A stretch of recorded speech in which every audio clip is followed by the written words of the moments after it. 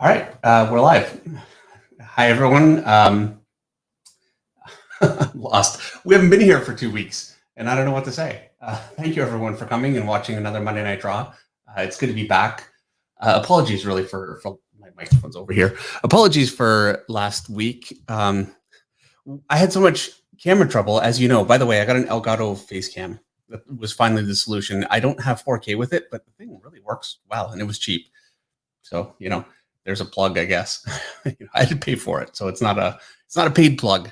Anyway, I got that all set up really like the day before, 2 days before we were going to go live, and my sound setup finally cut out for good. And for some of you that have been watching for a little while, you'll know that the sound system has been a problem for a while, and it keeps kind of cutting in and out. It was good for a little while. Anyway, I've got a new one, so we're good to go. We're all back up and running, and there you go. So yeah, today we're going to be drawing Michonne from Walking Dead, which I'm pretty pumped about. I've been doing Monday Night Draw now, Meredith, for 2 years and more than two. Anyway, a long time, and I have not drawn a Walking Dead character. And meanwhile, that's really the work that I have out on the stands right now is all Walking Dead covers. So it seemed kind of crazy to not do a Walking Dead cover or picture. So I'm going to do Michonne, and for Henry, and while the rest of you, this is the layout. I keep thinking to myself, it's such a good idea just to do the layout right here, so I don't have to move the camera and I can just show you. And then I forget I can't see my layout when I put my page back.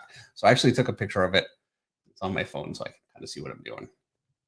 All right, I'm going to get started. Just out of curiosity, yes. Exactly how much coffee have you had to drink today? Because we are 2 minutes in, maybe 3, and I don't think you stopped to breathe once. Okay. You're making me feel stressed out. You know what? Really? Hey, everybody. Look, the fact is, I'm not 100% the most comfortable person in front of a camera. I mean, that's just, and it's never going to change. And I don't do this for a week, and it literally rushes back. It really does. Maybe you should sit in front of the camera. Why don't you try it? What I don't understand is, sitting in front of the camera makes you feel keyed up. I don't know. I think when I'm nervous, I just talk fast. Are you feeling nervous? Apparently. You know what? That's my explanation. You know what it is? I am actually nervous because I don't want Michonne to be garbage. I really want this one to work out. Right. And that's a big part of it. If you look at the layout, I don't know, it's not really apparent when I'm looking at the screen here, but there are a lot of layouts underneath that layout that are erased. So, yeah. Fair enough. Eric Ferry says, it sounds like M's mic is acting odd. Acting odd. Can you tell me how? I don't know. Maybe I don't have a mic. No, it's totally possible that it could be because... There's only one mic on there. Say something? I can say whatever I want. Yeah, your mic's working. Oh, okay. Maybe because you just have me turned way down. Meredith is cutting in and out. No issues on my end, says Random Pat. Tim Trepanier says you're cutting in and out. Noise cancellation possibly, says story by osmosis. That's possible. You know what? Here, hold on. Here we go. Let me go into the settings. Okay.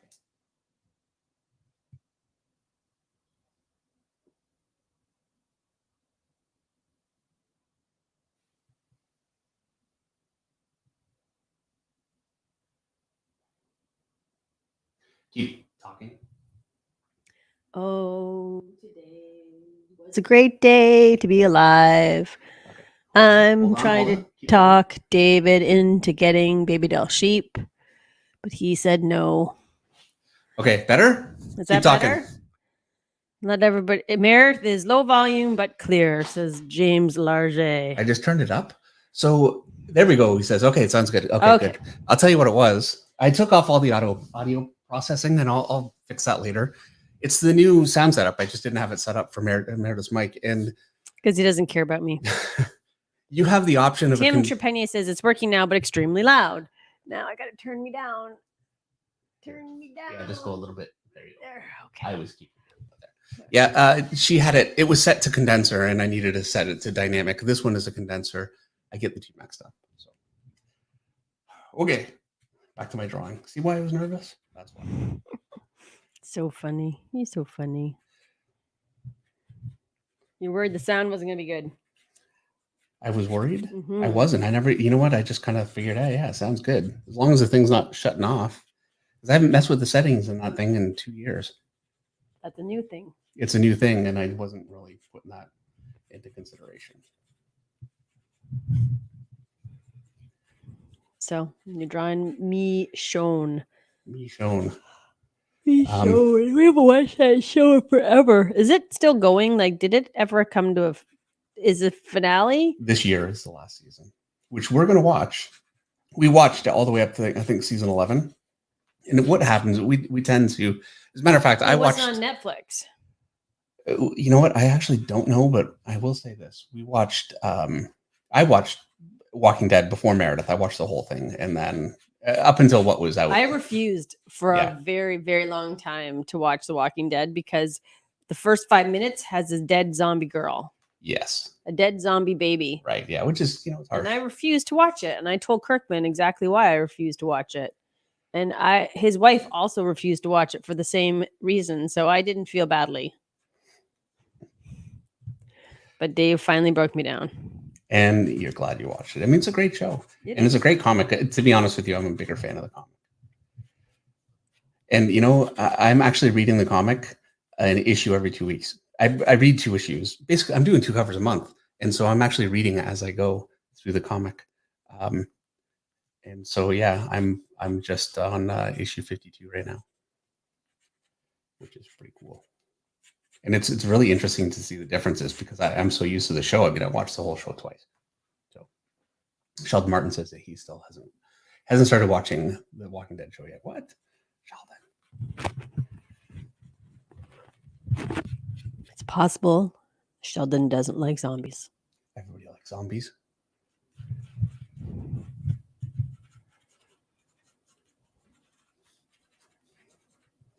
Atomic says it's just okay. It's just okay. The Walking Dead. That's what Atomic says. Man, you guys are hard to please. You know what? Here's what I'm going to say, Atomic.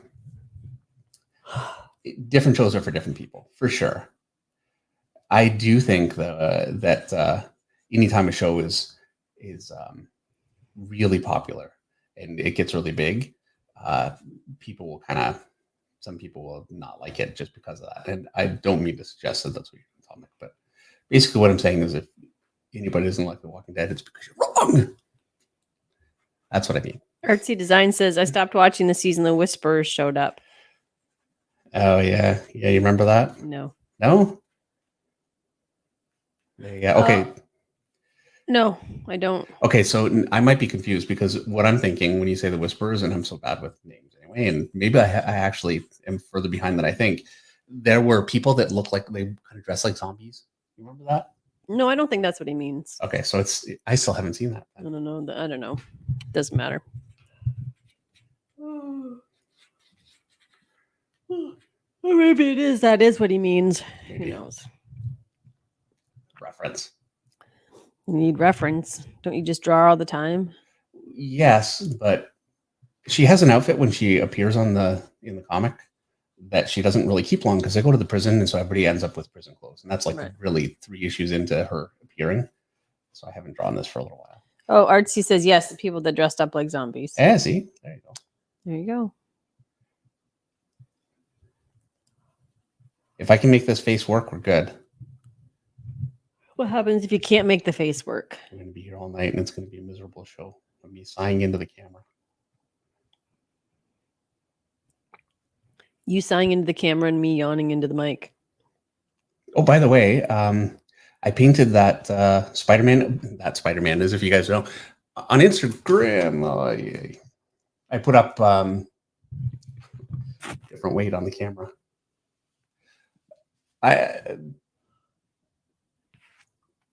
On Instagram, I put up a picture of Spider-Man that I was going to paint. Eric actually did too, and his painting worked. It looked great. My painting, it did not work. And so I did scan it before I started. And so I'm actually going to have to print out the scan and start again. It was a disaster. Why am I even saying that? I don't know.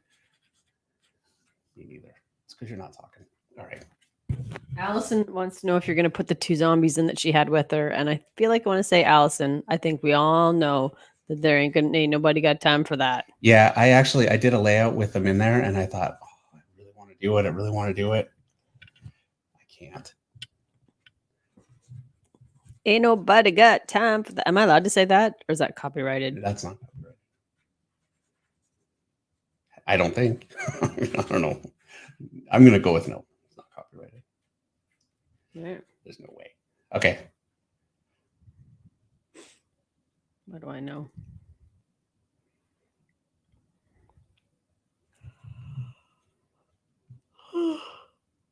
This Oh, it's scintillating commentary from you right now. I'm just very tired today. I finally slowed down.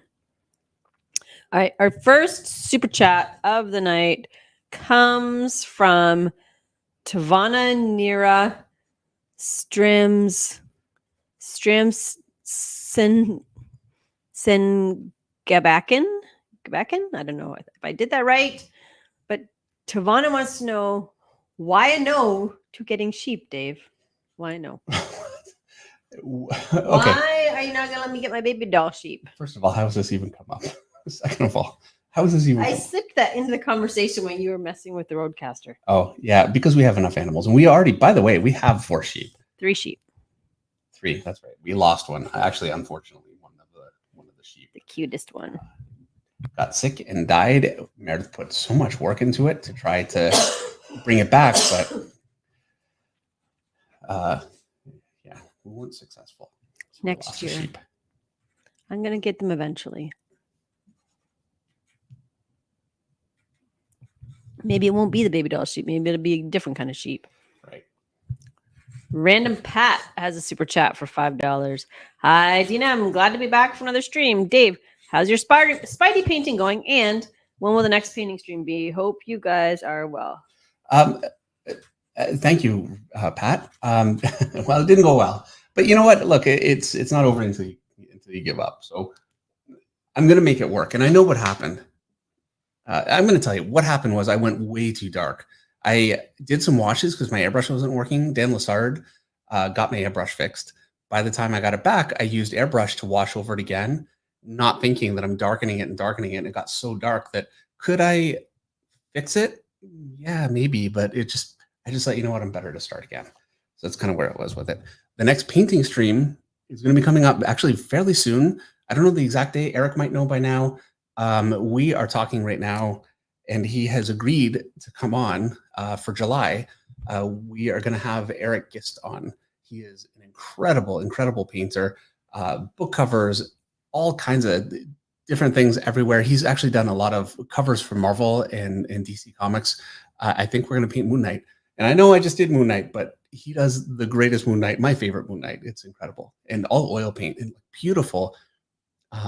Warms and cools and really amazing. So yeah, I'm very excited about that one. That's our first guest that we have confirmed coming up for the summer, and that'll be just in a few weeks. So that's going to be fun.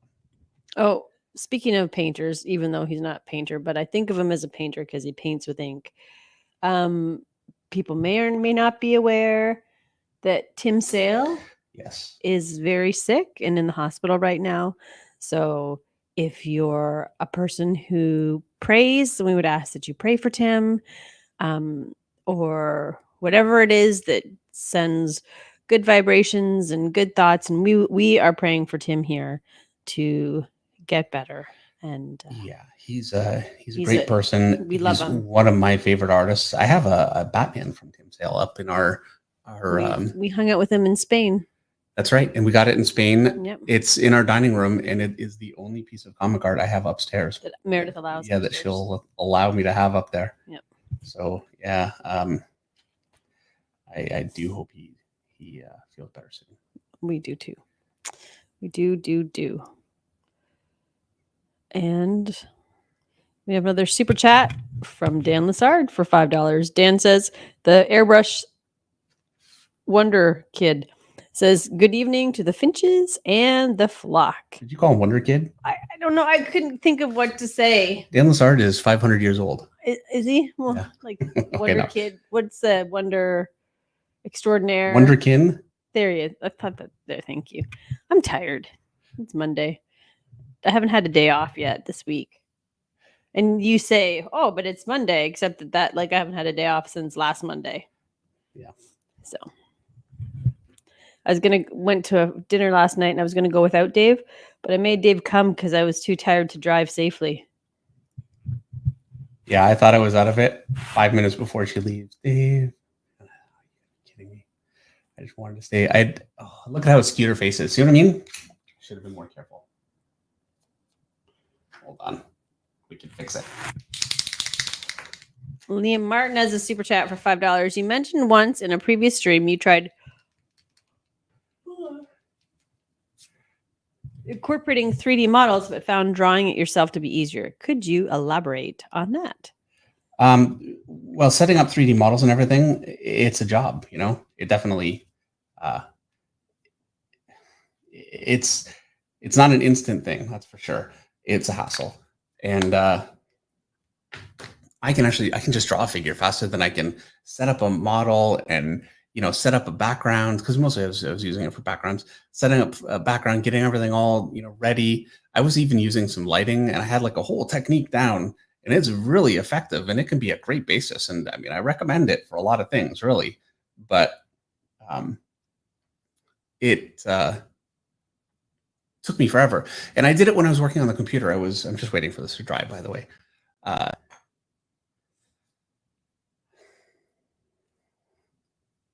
can do the top of her head.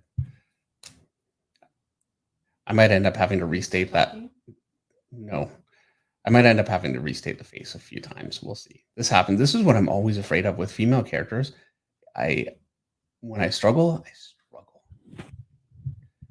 Larry, like I knew. I'm going to help you out here. Okay. Larry Lambert's going to help you out. Okay. Larry good. Lambert has a super chat for $5, and Okay. Larry says, Meredith, it's my birthday on Friday. I need my birthday song. So you know what we're going to do right now? Happy birthday to Larry Lambert. Happy birthday to Larry Lambert. Happy birthday to Larry Lambert on Friday. Happy birthday to Okay. Larry Lambert Struggling on here. Friday. Did that distract you enough to help you with the face? And happy birthday, Larry. See, and I was thinking Larry's going to have me have like advice for how to fix the face. Instead, we got the birthday song. Happy birthday, Larry, really. But man, I tried to draw. It's still a little wet. So I'll just give it a second here. I really don't want to spend a huge amount of time on her face, because I'd like to actually get a little bit of stuff at her feet. Well, just move on and then come back to the face. I am moving on. Don't worry. Okay. I'm not just sitting here. One Mighty R just sent us a super chat for $10 to say Well, hey, he's thanks, our Mighty. #1 fan. It just We're has like a little emoji, you know, the dancing emojis that we're big fans of One Mighty R here. Absolutely. And he is still streaming. You can find him on YouTube. One Mighty R. Woo, woo. Not only is he still streaming, he is too polite to even plug it on the channel. So let me do that for you, please. All right. All right. Okay, I'm gonna try again. Here we go.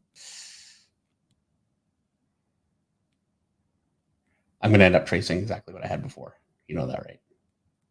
Don't do that. Don't do it. It's still not really. You know what? I'm just gonna have to move on. It's still not. One and now mi- it's killing my pen. One Mighty R says I'm getting better at singing, but really I'm just less self-conscious. You just don't care anymore. I just don't. Letting it go. I'm just doing me. Yeah. It's not like I couldn't sing. I could always sing. Just didn't want to seem like I was trying too hard. Random Pat has another super chat for $5. Then you get tired and you're just like, whatevs. Dave, when drawing a cover pinup, what are some compositional rules you or guidelines you try to employ when first laying down the pencils? Okay, so The rule of thirds? not for a cover. Okay. The triangle? Sometimes, but it's rare. The triangle? Yes. So this one here, you could call this a triangle. I would have to, I mean, you can see that I would have to add just a little bit of it to like up here to make it a triangle. So it's not really a perfect triangle, but that's basically the idea. Her arms kind of stuck out here, her sword's here, and her legs come out like this. So it's essentially just a triangular kind of a thing. This is the most common. It's a very Frazetta kind of a picture, you know. One of my favorite kind of designs from Frazetta is, you know, you got your main character here. He's got his arm thrust out. And you can't do this anymore, by the way, because it's sexist. But back in the 60s, everything went. So he's got his main figure here. Here we go. And then he's got like a woman, you know, here. And I know it's sexist and I wouldn't do it, but just in terms of composition, it really works. And you can see how that really like flows it out nicely. So, I mean, there are other ways that you could do that. Like, for instance, let's say I'm drawing a cover with one of the X-Men characters, whatever, I don't know, whoever it is. And I got Wolverine here, and Wolverine is like bent over here. And he's taking up the same basic kind of a space there. I could draw another character here, cross their arms, you know, and basically I'm just creating a composition with triangles, with a triangle. That's essentially it. So that's really a way to go about it. If I have, maybe I could have a central figure and he's like, oh no, you know, that's his hand. Now what do you want? And he's surrounded by people that want to kill him. And so here's a big head shadowed. And by the way, this will be my panel. And so I've got a figure here, and they're all pointing guns at him or something. This is a very common one. You guys have all seen this kind of a picture before. And I'm just going to let them take up this kind of a space here, and they're all kind of surrounding them. And I want elements pointing at him too, ideally. And if this is dark and he's light, that really works. I could do it the other way around. Generally speaking, light attracts the eye more than dark, so I would make him light and this dark. It's awful, but yeah, you know, I just did a cover actually. It was like this. So I had my main figure, and he's falling backward. So here he is falling backward. Here's a leg. Here's his other leg, and his arms are coming up. And then there's another character coming after him like this, attacking him. And by the way, this is a Walking Dead cover, so this is Carl, the son, and he's here. You can see his hat really big, and he's kind of basically, I'm drawing a mess here, but I've got a triangle here, and then I had another figure here, and another one you could kind of see poked out here, and they're kind of coming at him this way. So this is my triangle of my foreground, these two figures, and then these guys are kind of wrapping out at him here, and then I had a little bit of background. Really, it wasn't important. So, you know, this shape here, not really super strong, but it worked well enough. And I made sure my figures that were important, I arranged in a triangle. So they all kind of work together. So I try and think in those sorts of terms. I think what's the most important thing that I'm showcasing? If it's a Wolverine cover, you know, I'm probably going to use some kind of a variation on a triangle. If it's a Wolverine cover and he's fighting Sabretooth, then you know, I'm going to do something maybe that's a little bit more like this. I don't like to have a figure facing behind, but yeah. And you know, another really good piece of advice is there are a million covers out there that are very, very good, and you can get great compositional ideas from other covers that other people have done without copying the actual drawing that they've done. No swiping. I totally just copied that same line again, and I like it now. Well, there you go. Atomic Art has a super chat for $1.99. Studying Joe Mad. Possible for you to study him? Yeah, is it absolutely. Possible for you to study him? Yeah, I actually, you know what? Let's commit to doing that this summer. I think he would be such a great one to study. He is obviously really incredible. I don't know of a more dynamic artist. You could even argue, I don't know of an artist that is as dynamic. I mean, you know, that's a bold statement, but that may be true. So I think that would be great. I like that idea a lot. Dennis Kelly says, I did not realize how much I miss Meredith and Dave until Meredith sings and Dave does his smile and look. I love Mondays. Yeah. Thanks, Dennis. And SCS Powerlifting sent a super chat for $5 saying, that is an American Idol voice. Midget and I are going to give a standing ovation. Now, I don't have American Idol range, sadly. I'm no Carrie Underwood. or Kelly Clarkson. And that just tells you just how old I am, because that's Jamal Rashid has a super chat for $4.99. Hey guys, glad to be here and glad to have you here, Jamal. God bless you. Yes, thank you very much, Jamal. I really appreciate it. Good to see Jamal here.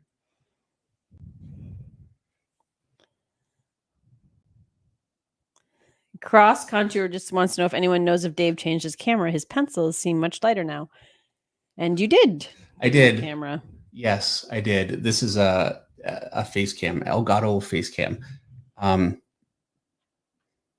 Yeah. Now I can adjust it. Actually, I could make it darker. I could make it pick up the pencils more, and maybe I need to. And if you guys think that I should, it's something that I can do. I felt like it was okay. Like looking at the screen here, I feel like it's all right. By the way, there's not really much in the way of pencils. It's very loose. So, but yeah, it's adjustable. It's actually so far been a really good camera. My only real issue with it is OBS doesn't seem to want to recognize it. So I have to go through all these hoops just to get it to, but whatever, I don't care. If it's working, it's good enough for me. David Alicia has a super chat for $2. Glad to be here, Maestro. Sorry, I can't talk tonight. And the boss lady. Why would anybody? I'm in charge. Right. You're in charge, Dave. You the boss. You the bomb. You the man. Okay, stop. Every time I argue that I'm the boss with Meredith, I feel like Fredo arguing with his older brother from Godfather. I'm your older brother. No. That's how I feel. Don't know what you're talking about. You've never seen The Godfather? Nope. Yeah. But sure. Mike Montgomery has a super chat for $5. Hey, David Meredith. I was so bummed I missed your Memorial Day stream. I hadn't missed one since you started all the way back with Sunday night. Well, good to have you here. And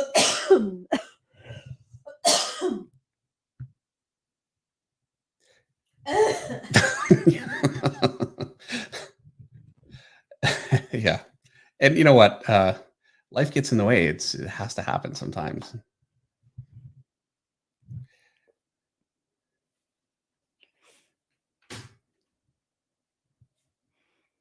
And then Random Pat has another super chat for $5. One more question about composition.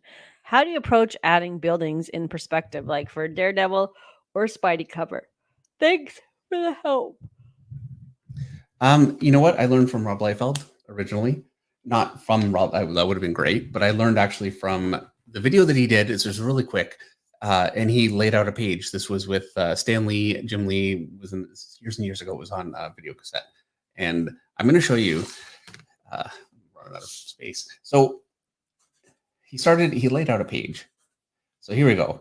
And he did panels. I'm not going to bother to do panels, but he would say, okay, like here's a panel and I want a character, he's looking up. And so you just draw a circle and here's a guy looking up, and it's just that easy. And when I saw somebody break it down that easily, it blew my mind.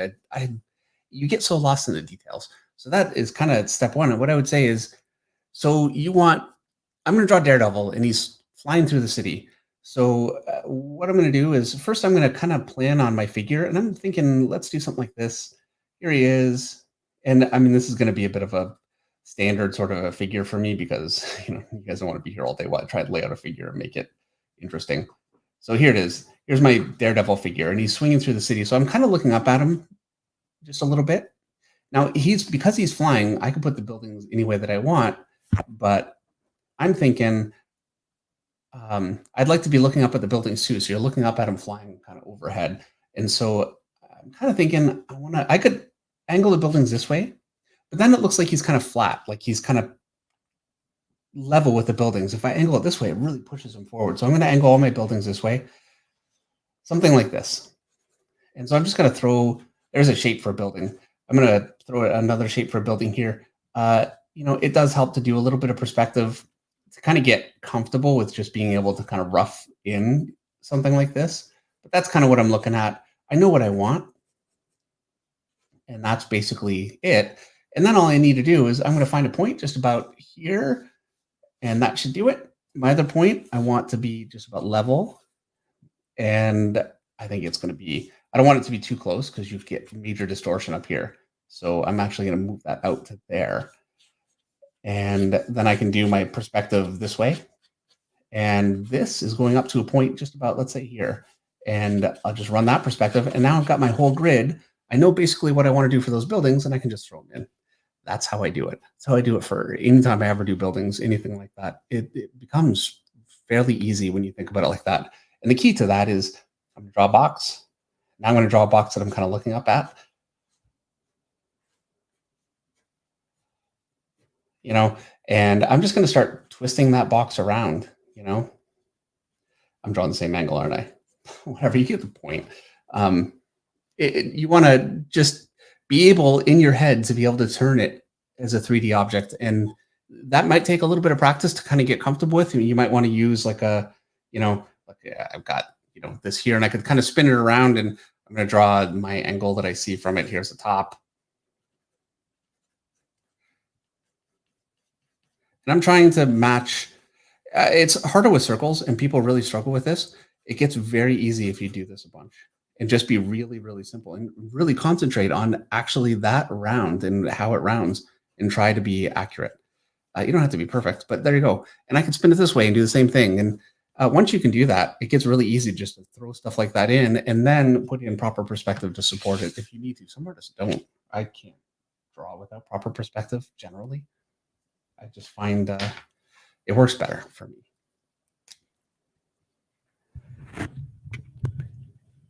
Chapin Anderson says, "Hey, David Meredith, this is my first live. I've watched quite a few of the record live streams, and I'm so glad to be here for this one." Well, thank you so much for coming. Welcome. And Sergio Hernandez has a super chat for $10. "Hey, Dave, do you guys do requests? And if so, does it have to be comics only? I was wondering if you would do a boss character from Elden Ring. If not, how about Omega Red? Love me some Omega." I think Omega Red's a great choice. We do requests. Now, the one thing about requests is I have a few, basically like putting your name in a hat. That's right. So, Omega Red's a great character. I'd like to do him, and I could totally see doing that. A character from Elden Ring, I could totally see. You know what I'd like to do right now? Eric actually was encouraging me to do it. Is Bad Eric. What? Bad Eric. He shouldn't ever encourage you. You need no encouragement. Right. Yeah. The bad guy from the new season of Stranger Things, and that guy is cool looking. Actually, I saw one of you guys actually. I apologize. I can't remember whose it was. I saw it on Instagram. Somebody had done a version of him. It was pretty cool. Are you sure it was on Instagram, or are you sure it wasn't that one of that kid that I showed you? I saw that too. That is a different one. So yeah. Okay. Both.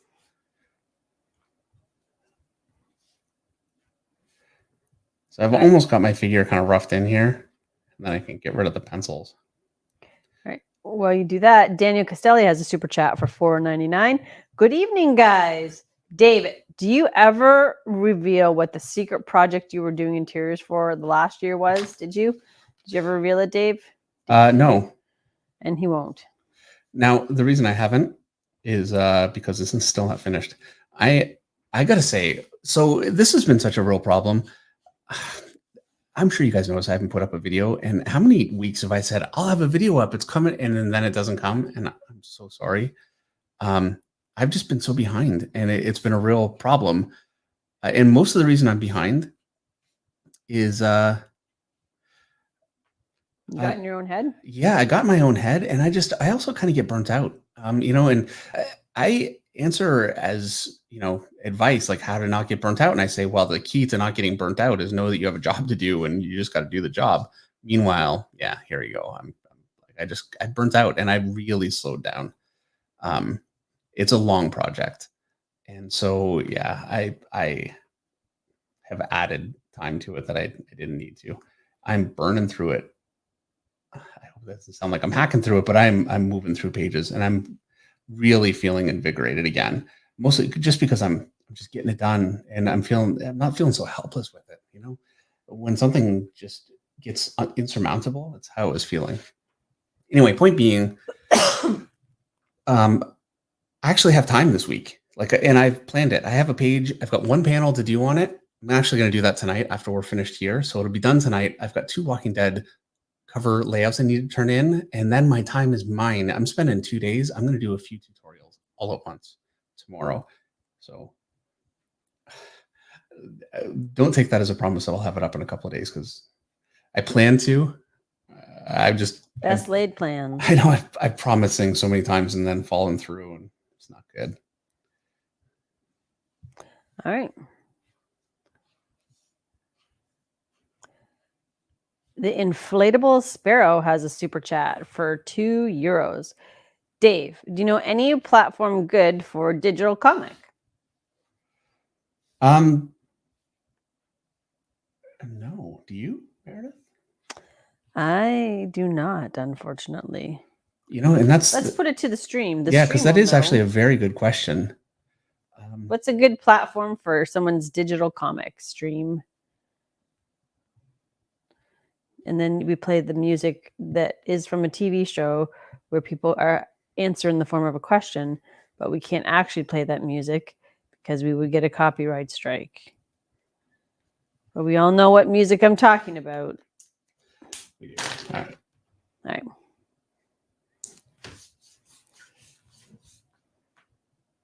The 3 Eyebrows has a super chat for 25 PLN. You mentioned sometimes over rendering, and I have a similar problem. How do you avoid that? Just stick to the plan and predetermined composition? I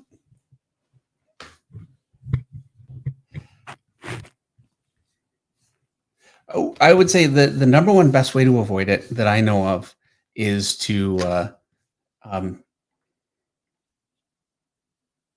when I'm penciling, if I'm penciling like let's pencil like a forearm. I'm going to rough it in.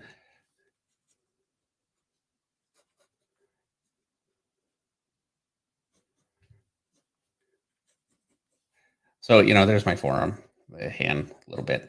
And my muscles kind of go here. I'm just kind of roughing it in just so I know where it all goes. I'm going to lighten it down. Now, it's really easy to get over rendered. And I would say if that's a problem, just pull back from it. So what I'm doing right now is I'm tightening it up, but I also want it to have line weight. So it's going to be thicker under here. I want a nice thick connection here. A little thinner here because it's up toward the light. I want to make sure my overlaps work well. And by that, I mean, like, here's an overlap here. And I want to make sure that really connects, and it puts this in front of that. And I want this to be solid. So there you go, solid enough. And then I'm going to give it some lighting. And so let me actually give this muscle some decent lighting. And I'm doing what Jim Lee would describe as, he likes describing muscles as football shapes. So let me actually try and draw a football shape properly. And when they connect, you get pooling of shadow. And that's how you get those kinds of shapes. And so what I'm doing here, I'm going to connect that. There's a little bit of a bone connecting here. I'm going to keep this simple. I know, Meredith. Going fast. And so what I want to do is I want, as well as I possibly can, to make this stage work. Oh, I missed a super chat too. Okay. Okay. So if I can make this work and it doesn't need any rendering at all and it's fine, then all I have to do is I can soften out this side here just a little bit, and I'll just give it just a little bit. I don't need to, and I can soften this here just a bit. Maybe I can soften some of this just a little bit. And really important to keep my rendering evenly spaced and sized. And also, I like to, with my pencil, and this is a bit of a headache, and I know a lot of pencilers don't do this, and it's not necessary. I like to do it. I just ball it up, and I want to actually include the line weight in my pencil lines. but you want to keep it neat. If you start getting kind of sloppy with it, you'll end up with a mess. Or if you just put rendering here, it just looks like it's kind of floating. It really needs to be describing something. And that's actually Mike Butkus. I just got a book from him, and he talks about this quite a bit. And every line that you put down, you really want it to mean something, and you're sculpting your lines. You're not just throwing them in there. And rendering needs to kind of work the same way. So keep it really, really simple. Excuse me. Keep it really, really simple. Maybe stick to something like this. When you can make something like this work, then you can start to build on it and add on it. But this really worked for me really well. I actually worked at Marvel for quite a while with this kind of a style where there's really not much rendering at all. And I think I learned a lot from it. All right, here's a super chat that I missed from Michael Johnson Curry for $4.99. You mentioned not using the rule of thirds for covers and favoring the triangle. Any reason why one works better for covers and one for interiors? Because for a cover, I'm showcasing a central element. A rule of third, the way that works is, so here's my panel, and I'm going to divide it into 3 here and then 3 here. And so there's my rule of thirds. It's not perfect, but close enough. And basically what I want to do is use these points for my where I place things. Ideally, you want to use 2. So if I have a large element here, I can put that there.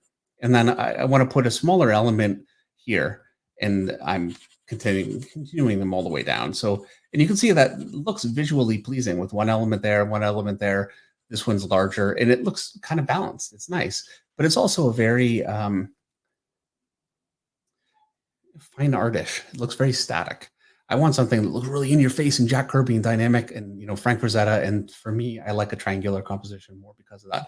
But this kind of thing can really work. Like if I do, I'm going to do Cable. He's got his gun. Here he is really big, and then I can do like another figure here, whatever, something like that.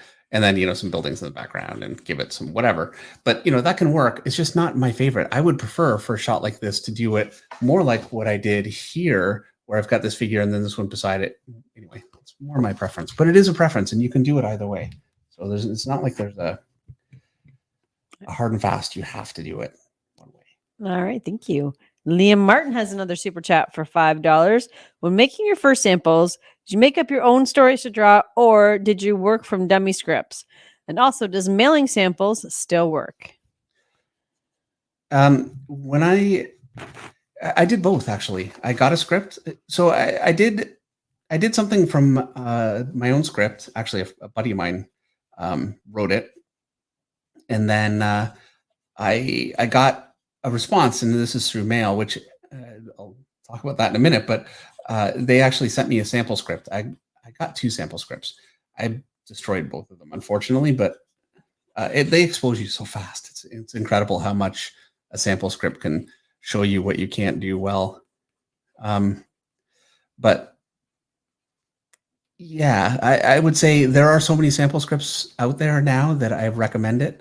You want to find something that is going to showcase your talents well, showcase that you can draw everything, and not showcase really the kind of work that you don't want to be doing. I mean, if Spider-Man is not something that you're really into, and you do samples that are all Spider-Man, I think that just makes sense. In terms of turning stuff in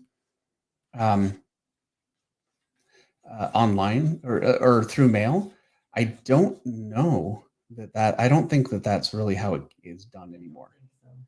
So I would say, yeah, that now it's not a big loss, believe it or not, because that was never an effective way to get in the first place. I got some, here, work on this or work on that. I never got work that way.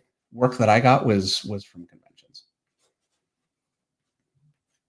And it's still that way. It's the best way to get work. Unfortunately, for the last, as you guys know, little while, we haven't been able to really do that. So, but we're back. Conventions are starting again. All right. Maxie says, hi, David Merritt. I recently bought the Batman Noir, which was a book of the week and one of the Monday Night Draws. It's fantastic. Thanks for the recommendation. Oh, yeah. You're welcome. Yeah.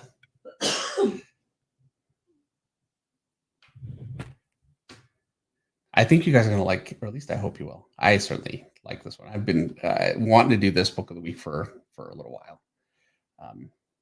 So I'm pretty excited about it. It's going to be a good one. What the hell are we looking? 8:45. We're making good time. I really am coffeeed up to the point where like a minute is an hour. Hunter Barnhart has a super chat for $5.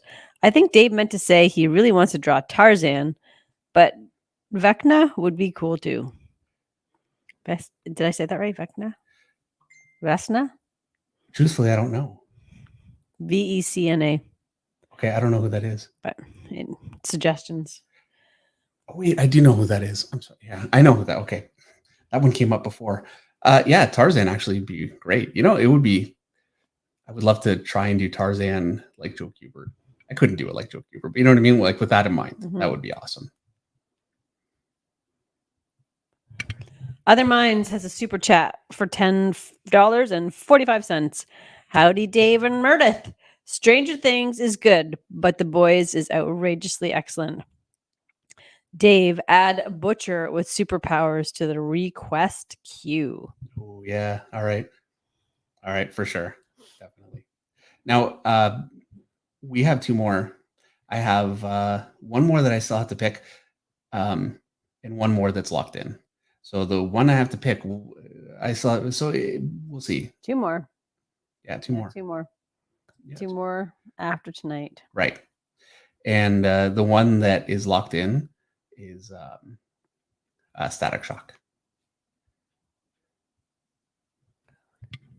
All right. Samuel Reyes has a super chat for $10. I'm working tonight, but watching as much as I can. Really enjoying the little mini tutorials tonight. Hopefully this question is simple. How do you draw a believable book? Like an ancient magic tome.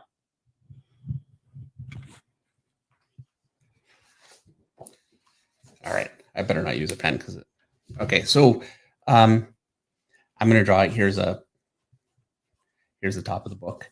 I'm just drawing a square in perspective or a rectangle. So there you go. I think that's pretty obvious, Let me erase that down. Sharpen my pencil. Let's make this halfway decent.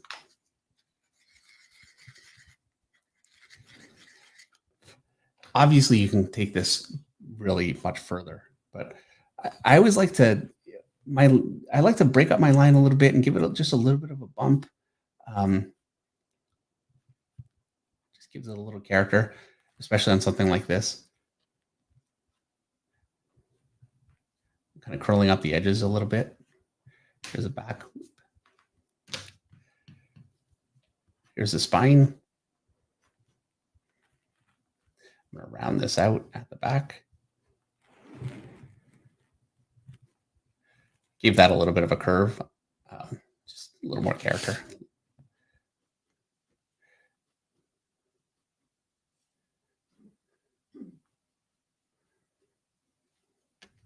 Now, again, this isn't going to be as fancy as, it's not going to be the most fancy thing in the world because we only have so much time. So it's just an old book. And then for the paper, I'm going to give it a curve like this. And I'm almost just doing flat rendering for the pages. I don't want to draw every page. That'd be crazy. But just something like this. I could even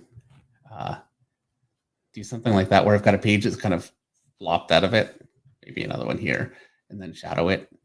Kind of looks like there's a page sticking out of it.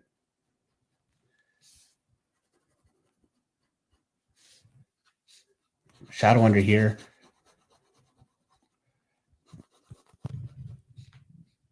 And then obviously you can do some kind of a cool, here's like whatever, and give it some kind of an ornate pattern. You could do like things on the corners and all kinds of stuff like that. But I mean, this is really all there is to it. It's very, very simple. Draw the pages as a shape and then just draw in some lines out like that for the actual pages that are sticking out.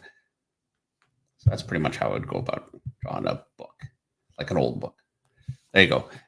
Yeah, the more detail you put on it, the cooler it's going to look. All right. Thank you. Brad Scott Art has a super chat for $20. Hola, David. Any advice for drawing smaller background characters? In my opinion, I tend to add too much detail to smaller background characters, which is not the best use of time and also confuses the focal point. And Miss Meredith rocks. Thank you for the super chat, Brad. Yes, thank you, Brad. And by the way, I appreciate you saying that for Meredith, because she's going to be mad because this is going to take me a minute. Because you know what, this has come up a few times, and it's a really difficult thing for me to explain just by. So I'm going to draw it, and I'm going to show you the way that I would go about it anyway, because it is a question that comes up a lot. And I think it's a very good one. Let me just finish this head here.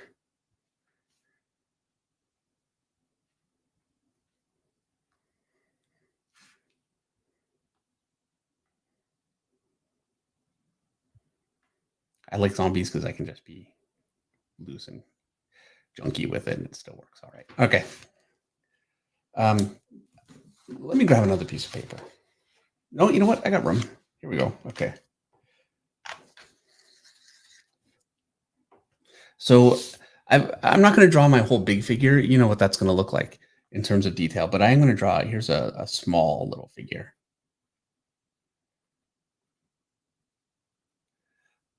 You know what? And I'm going to zoom in for you guys because while it's small, I want you to see what I'm doing. See if I can find that this is a new camera here. Here we go. How close is that? Is that ridiculous? Oh, it's so bad looking. I'll zoom back out a little bit. Okay. I know it's blurry. Okay, so here's my little figure.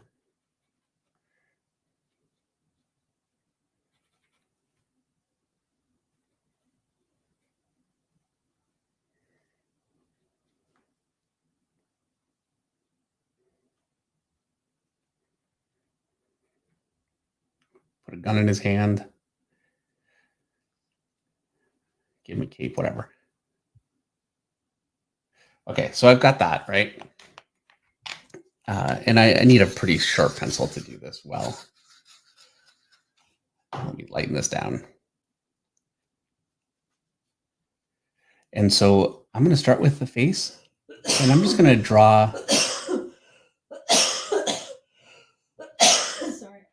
The eyes are basically dots. The nose is basically a dot. Here's my head. I should give him hair, but it's just going to be a shape. Ear. There's a little curve there. And this is a tiny, tiny figure. And I can add, but it's just to get it established. I want it to be. And now I'm just going to work on the outline. So I've got his arm here.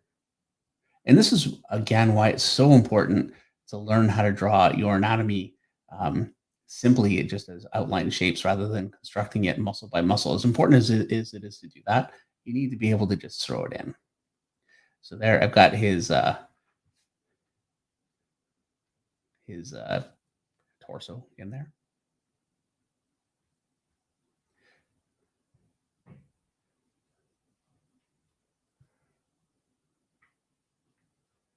There's a leg. Obviously. Let me narrate the most obvious things that I'm doing. Here's his other leg. I'm going to still do it anyway. Okay, so, right hand with a gun. So I'm just drawing that as just a simple shape right now.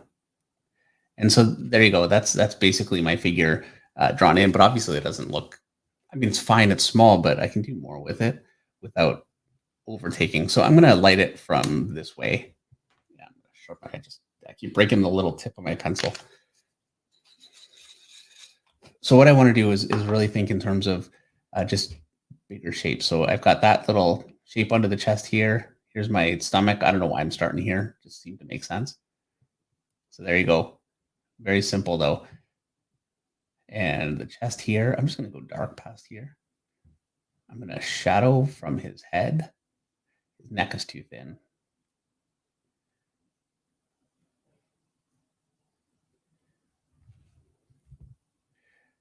A little shadow along his arm. It's really just kind of one shape. I don't want it to be too carried away. That gun looks bad. I know it's small, but it looks bad. I'm going to fix it. Just the angle looked weird to me. And you really can't see much. So I'm just going to leave it like that because it's really all you can see. I'm going to shadow this arm. And so I want to make sure that all of the techniques, like the basic lighting that I would do still applies, but you just can't see much. Let's just go dark here. And so I'm just going much more simple. I'm going to shadow here over this leg.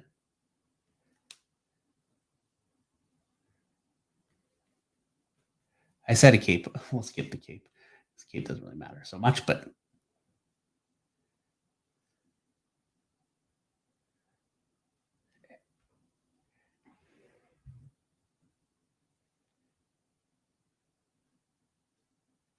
so there you go. That's about how I would detail a figure at, I mean, you can see like how small that size is. It's very, very small. That's about as much as I could get. If this was, let's say, we'll just say it's Punisher, right?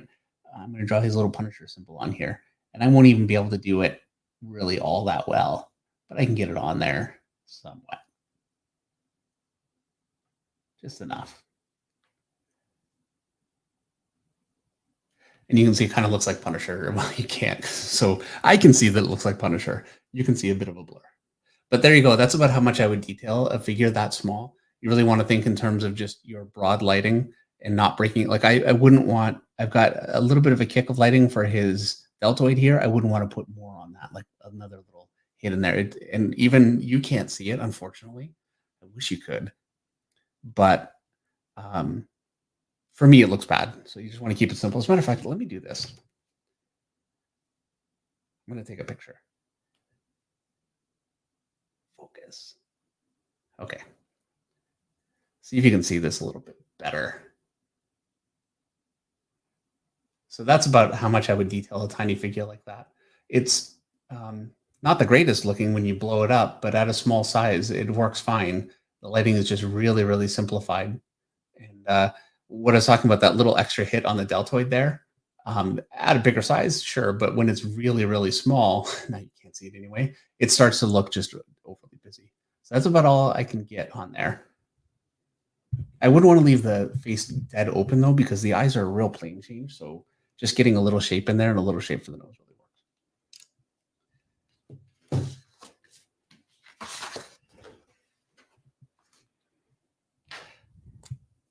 All right. Moving right along. Moving along. If man one wants to know what kind of goat I was talking about getting. You were talking about, weren't you talking about a sheep? Yes. So that was the first correction. Baby doll sheep. Baby doll. Yeah.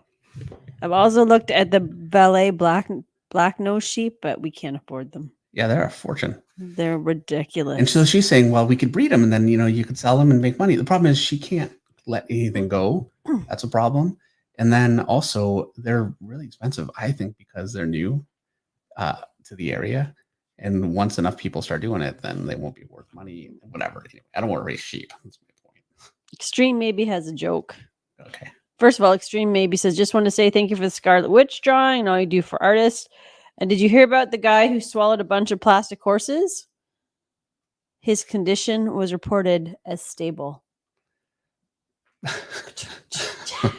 had a feeling something like that was coming. I have one more piece to mail out, but it's going to a post office box. I couldn't FedEx it because FedEx doesn't deliver to a post office box. So if you are the person with the post office box, your piece has not yet gone out. Because it's going to a freaking post office box.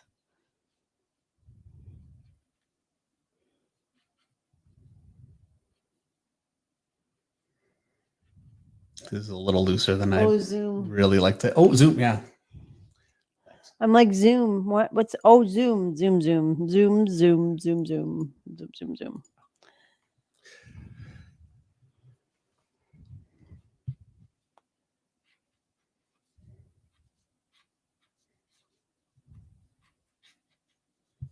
Story by Osmosis wants to know how the Kickstarter project has been going. I feel like the books are on a boat. Yeah. I think they're on their way over here. Yeah, they're all They've been printed and they're on their way.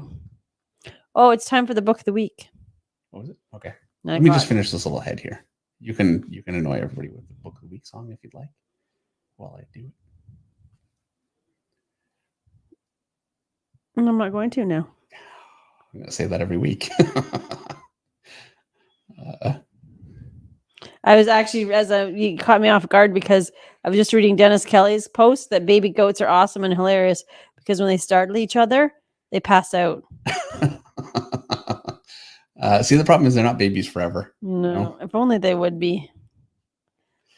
Also, we lost a sheep already. I mean, you don't want to go through it again, do you? It's not fun. You really were attached to him, weren't you? He was a good sheep. He was. Okay, book of the week. And I feel like it's a very appropriate book of the week. This is How to Draw Zombies. It's time for the book of the week. That's all. Okay, and this is by It's time for the. This is by Mike Butkus.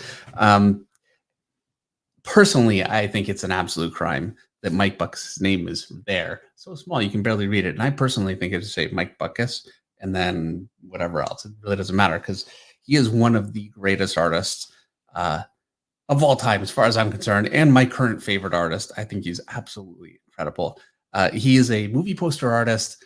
He's worked in video games and concept art and illustration and all over the place. And he has a few of these books. There's How to Draw Zombies, How to Draw Fallen Heroes, I think, like angels.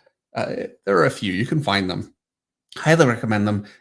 This, to me, is the best book. Actually, I spent a lot of money on this one. It was hard to find. I got the hardcover. And it's got this on it. So I think that somebody, now my theory, Meredith, is that somebody stole this from the library and then sold it on Amazon. I would say that that's what happened there. I don't know, but whatever. It's a great book. So here we go. It's got, now we're going to read this my way, so I apologize. It's got some stuff on zombies and, whatever.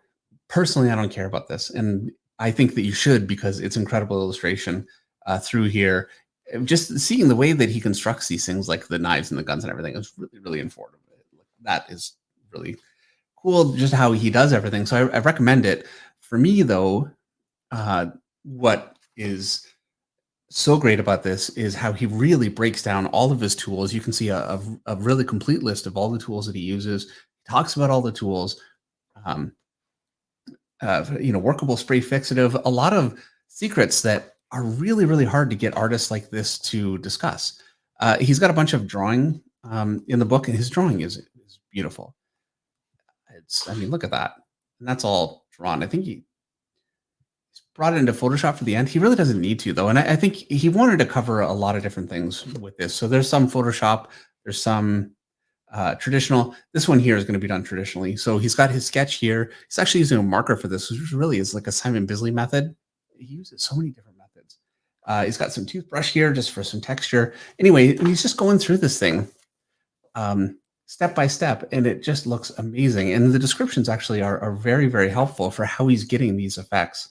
And that's a cool looking picture. I really like it, but there are better. It's a great drawing. Again, I'm all about the painting, so I apologize. I'm skipping through the drawing. But you can see, it's great stuff. Let's move on to it. This is another black and white painting. This is actually, you see a lot of comic artists do this kind of thing where it's done on, tonal paper, but he just takes things to such an incredible extent. There's airbrush in there also.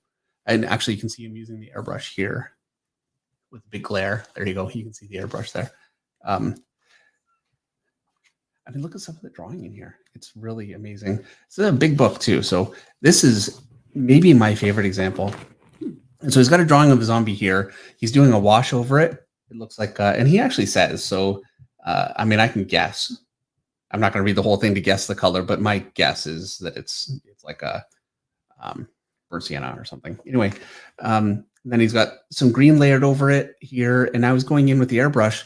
And so with the airbrush, he's throwing in his general shadow shapes, and he's not going so crazy that it kills it. It's just enough to kind of soften it. And this is very much like a Simon Bisley kind of method, something that I've been pursuing for years. So, and then the next stage from there, he's put some gesso over it, and that really kills a lot of the background back, just as an effect. And now he's going in with brush and really just brushing a lot of stuff in. He's using, and I just got some of this stuff. He's using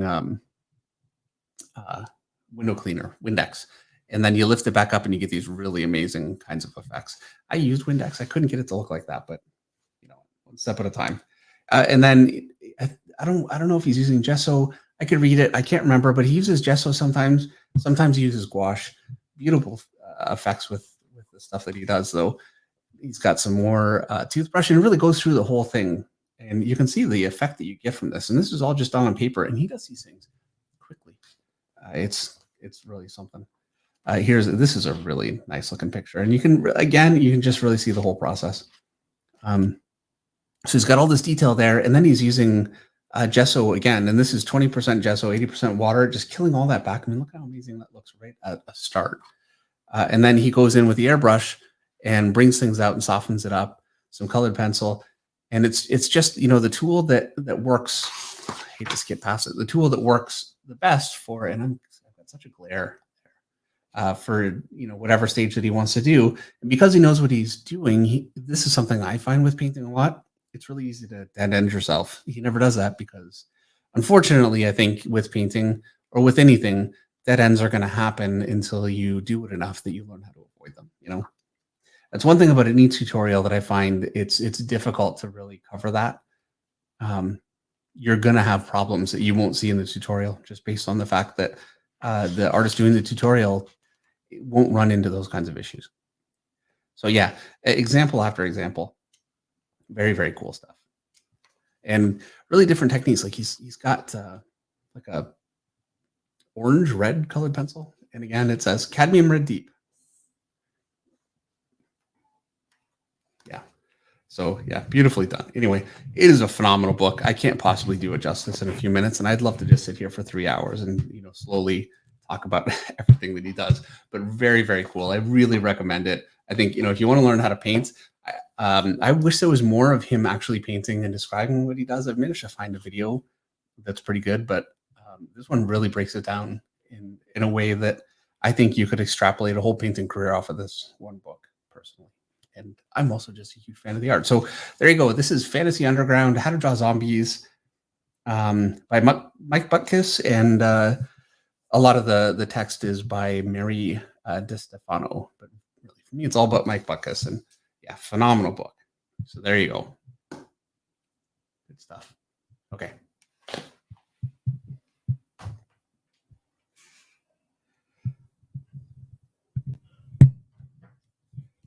Sheldon Martin made It's Night of Bad Jokes. I Googled Butkus and got Bupkus. But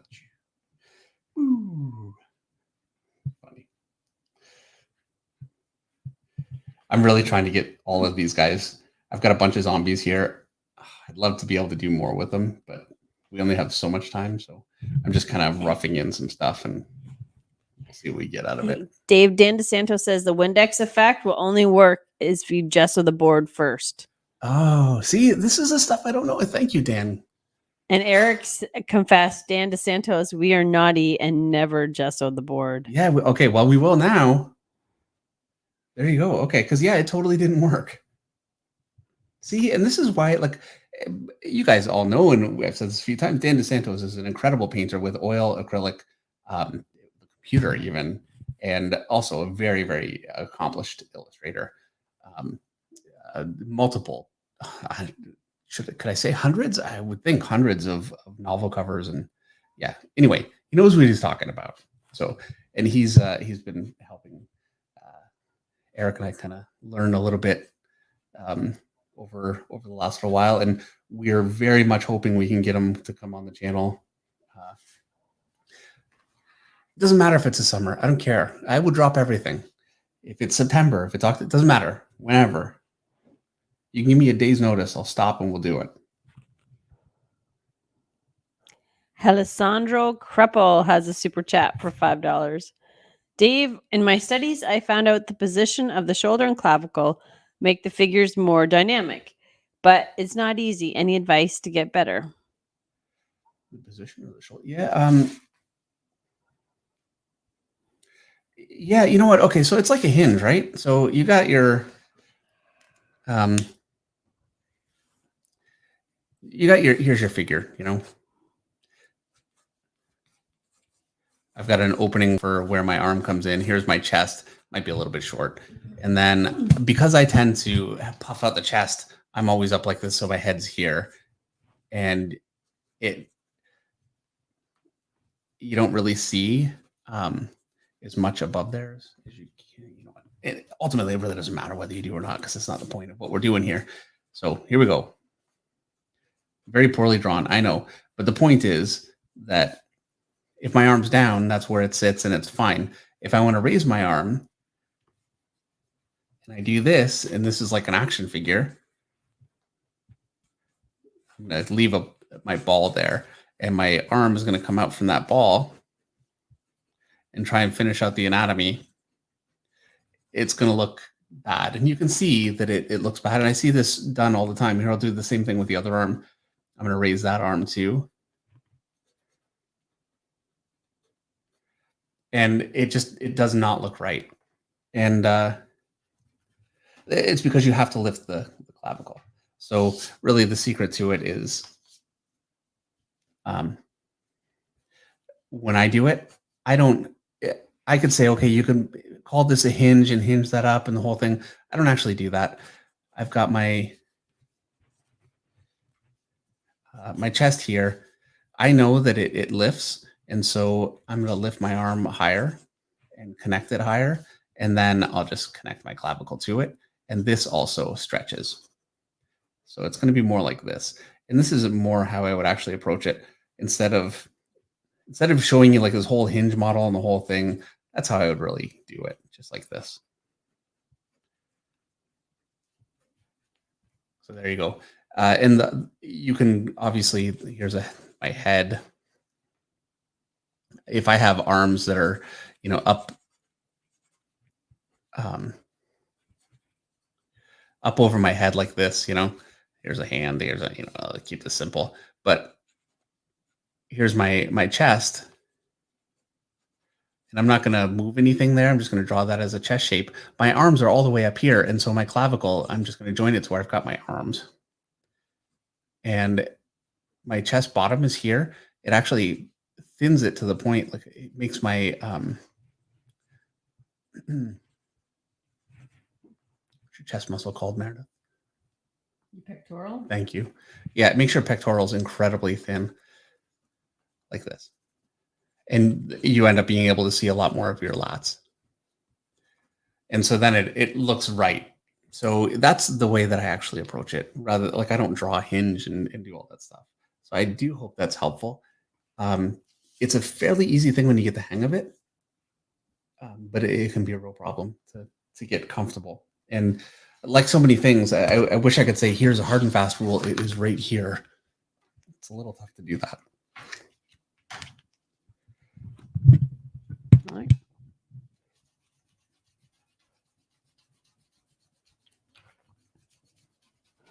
I have another super chat from Orbital Death without a. Oh, here. Orbital Death has a super chat for €5. I'm just popping to say you're inspiring me and many others so much. And I want to thank you for that. Thank you very much. I appreciate it. I really appreciate it. Somebody new. Okay. Brush.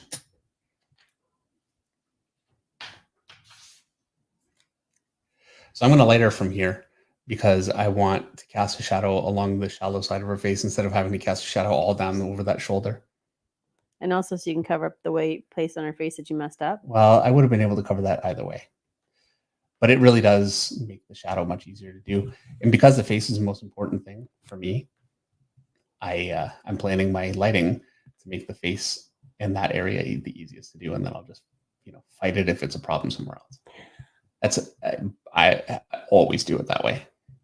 I always think, what is the biggest headache to do? And look, this doesn't always work. If I've got 5 figures on a panel, they all need to be lit the same way. And so you just do what you got to do. But if it's just a single figure, I try to plan the lighting to showcase the element of the figure that I want to showcase the most. Fair enough. By the way, I was saying I was thinking about this today. Okay. Farming for me is like art for you. I just want to try everything. Well, it doesn't all have to be this year. I've been trying to paint for better part of 30 years. But that's why. If you're like, when does it end? I don't know if it does, Dave. Yeah. I'm just having fun. I'm having so much fun. Yeah. Dr. Rock Art is here tonight with the Hey, super Dr. chat Rock. for $4.99.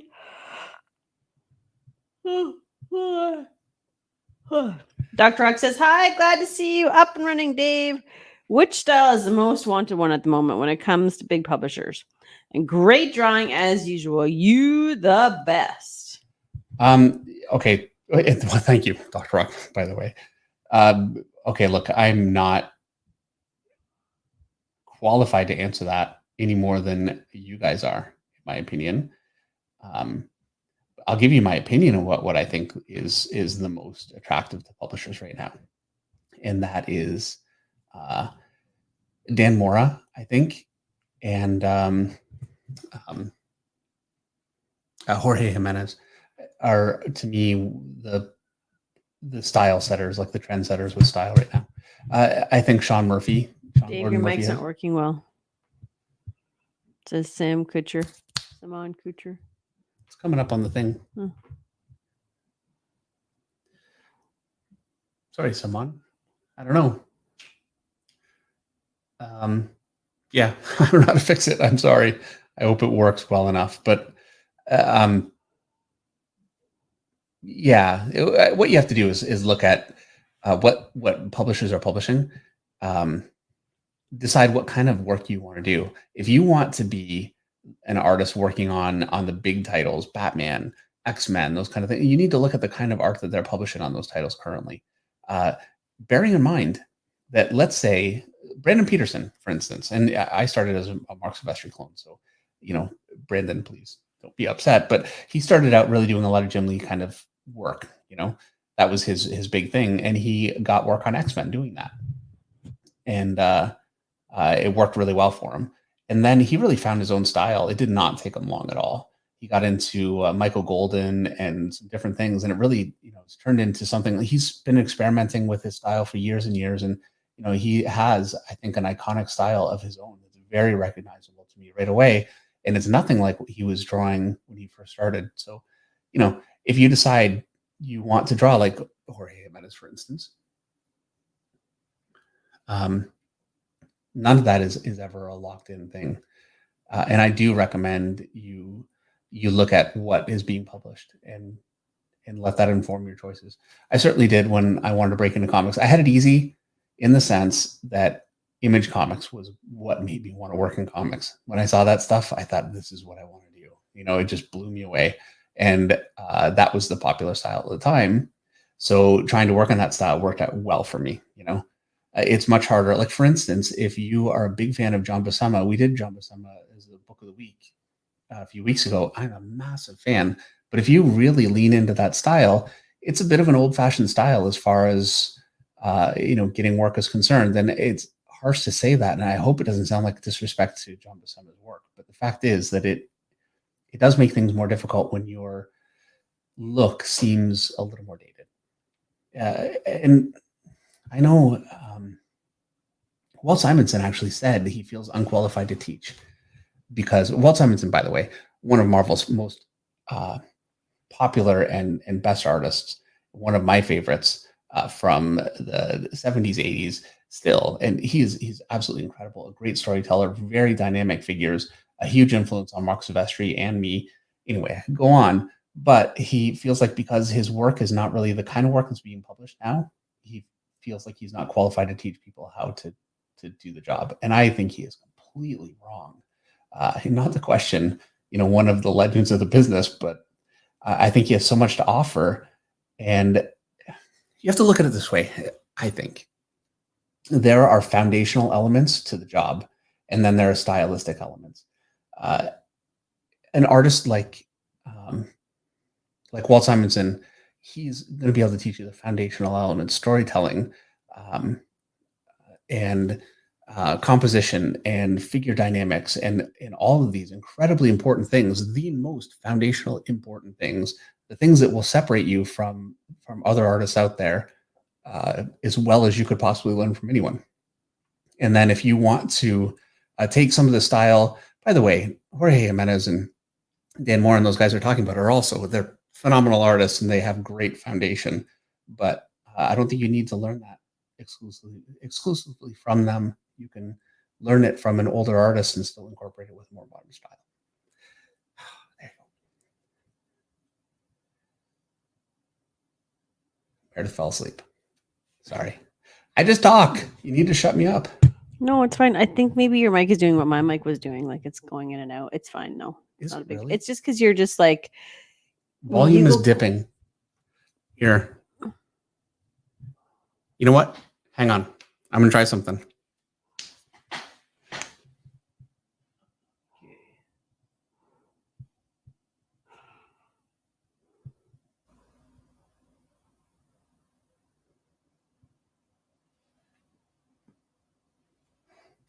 Million buttons to get out of there.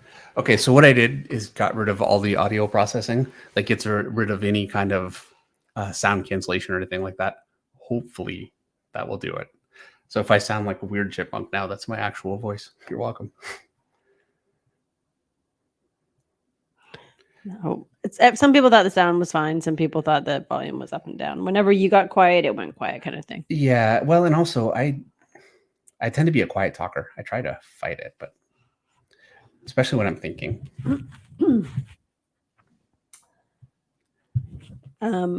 You're never thinking, so that's not really a problem. Should have saw that one coming. Dr. Rock Art has another super chat for $1.99. Thank you, Dave. That was a great answer. Well, thank you very much, Dr. Rock. I really appreciate it. Thank you. Dave, you were going really quickly, but now it feels like you're really slow. Well, every time I start drawing, I end up doing another, example. No more examples. There's only so much I can do here. I'm done at 10. John D. Harvey says volume was going up and down, but it sounds good now. Okay. It really might have been just using audio processing, and for whatever reason, it's just not working. When I set up the first one, I went through tutorials online and got it all set up nicely. This one I just plugged in, so that was a mistake. Not really. All right. Story by Osmosis has a super chat for $20. Hey, David Meredith, great to see you today. I've been over-rendering with my hatching, possibly because I'm trying to create volume or too much shadow. If you have a pointer to help control it while you render, that'd be great. First of all, I like how you render, so I might be a little bit biased on that one. I think it really works well, and it has a style that I think is unique, which I really like. So it's tough for me to answer that completely. I would say there are so many ways, and I did the example before, so I'm not going to do a whole example, but there are artists that don't use rendering really, and also don't use a lot of shadow. That to me is incredibly difficult. I can't get my head around how to go about that. I can say, using shadows the way that I use them, like blocking them together the way that I'm here. So you have something that effectively you could put out there. It's fine. It doesn't need rendering to be finished. That's my key to, to cut back on rendering and have it not take over. But if you're not using shadows at all, I truly don't know. Because I've never been able to make that kind of a style work. And because it's not really my thing, I haven't really tried. So not the most qualified to answer that. I don't know that that's what you're asking anyway, but I'm just saying. There you go. Cool.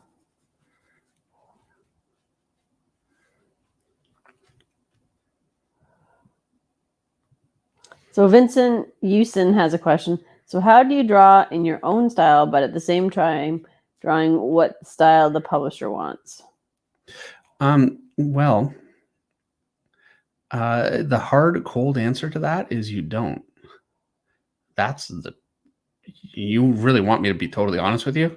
Yeah, you don't. You try to draw as much as you can like the artists they're publishing, truthfully. Now, there's a lot of room to try different things within that, but you want the easiest path to getting like mainstream comic work, doing, Batman, those kinds of things. You need to be working in the style in a similar enough way to the kinds of things that they're publishing. That is the easiest path to do what Sean Murphy did and have your own style that's very, unique, or really what Jorge Jimenez did. Now, bear in mind that they broke in working in more of a traditional style, both of them. So you never need to look at it as a prison. You look at it as a starting point, and then you find your own style within that later. That's got to be your choice, though. What I'm doing right now is advocating for you to be a clone of another artist. I know. And that's not, that's kind of advice that I could see people saying, like, what do you think you're talking about? And I understand, but the truth is, it really is the easiest way to break in. Because publishers know what fans' tastes are based on what they're buying, with the current people. And like you saw this with when Joe Mad was really big at Marvel. You had all these artists that were coming in working in that kind of a style. Some of them disappeared, some of them adapted when that style kind of passed along. And the fact is that now it would be extraordinarily difficult to get work on X-Men, for instance, working in a real Joe Mad style. That's just, unless you're Joe Mad, it's hard. It just is. So, but that's not to say that you can't pick up tons of things that he did really well and incorporate it and really make up something that that really is strong and unique. Like for me, I think Sean Murphy is very, very influenced by Andrew Robinson, and so because nobody's an island, Anyway, I'm just rambling at this point. It's all right. Ramble away. Mr. Finch, you have 40 minutes to ink this. I believe you can do it. It says the one person we have on the stream whose name I cannot pronounce because it's written in a script that I can't read. But I do see your comments. Yeah, Hillman Naz says, I liked watching Ryan Otley's art get better and better throughout Invincible. Yeah, I totally agree. And Ryan Otley, when he got that job, he was drawing in a very, very similar way to the original artist on Invincible. And I apologize, I'm not going to remember. And you'll say it and I go, yes, I know. But yeah, and, and then over time, he really, made it his own. But working in a style that was very compatible with the book made it possible for him to get that job. Yeah, it's like a story as old as comics. You break in by doing something that that fans want and expect to see, and then you bend them to your will, hopefully, or you alienate them, like Bill Sienkiewicz did with a huge amount of his fans. And I mean, look, it was the right choice, but he really had some people very upset when he started being more experimental. All right. Cronus D has a super chat. I was late. I'm here now. And I want to ask, what do you think about an artist that doesn't have a mainstream style of art for comics? I think this is where I can kind of start to get myself in trouble a little bit because I'm a mainstream artist. And so I fear that my opinions on this kind of thing can sound like, if I'm being honest with my opinion, it doesn't make me right. But if I'm being honest, I worry that I'm going to have people saying that I'm, because of the kind of artist I am, I would say that. If you don't have a mainstream kind of a style, it is not an impediment to getting work. It is an impediment to getting high paid work, truthfully.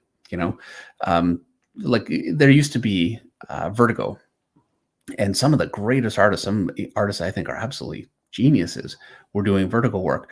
Generally speaking, they weren't making as much as somebody doing X-Men.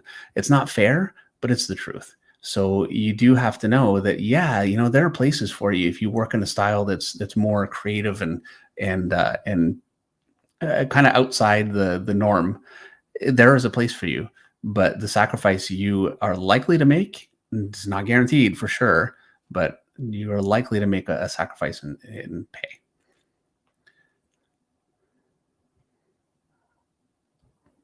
But you have to be happy with your work and what you're doing too. Like there are more things than just trying to get rich drawing pictures. So I don't want to sound like I'm just advocating for. Look, I do advocate for people working in a style that will make it easy to get work. I think it's wise if that's your goal.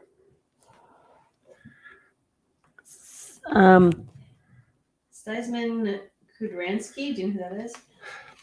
Yes. Has a great non-mainstream style to his work. Yeah. And he works, that's Psycho Pomp. He said that. Yeah. And you know what? How things can happen in cases like that, he is really incredible. He has a very individual style, and whichever writer, because usually at that point is a writer that's going to really go out on a limb for an artist. It's different because editors, look, I don't want to disparage editors, but they're worried about sales and they want to, right. So, if a writer really pulls for you and says, I think this is a right look for the book, and then fans respond to it, guess what? Now your style is mainstream and it's big, and you are off to the races, and you did it without any of the kind of advice that I would give. And I think that's great. That's a tough thing to look. It's all tough, there's no free ride anywhere.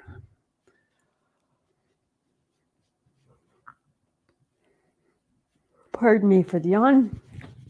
Dallin Cockrell has a super chat for $4.99. Hey, David, I'm an aspiring comic book artist like you. What are your thoughts on going to college for it, and how would you get your foot in the door? I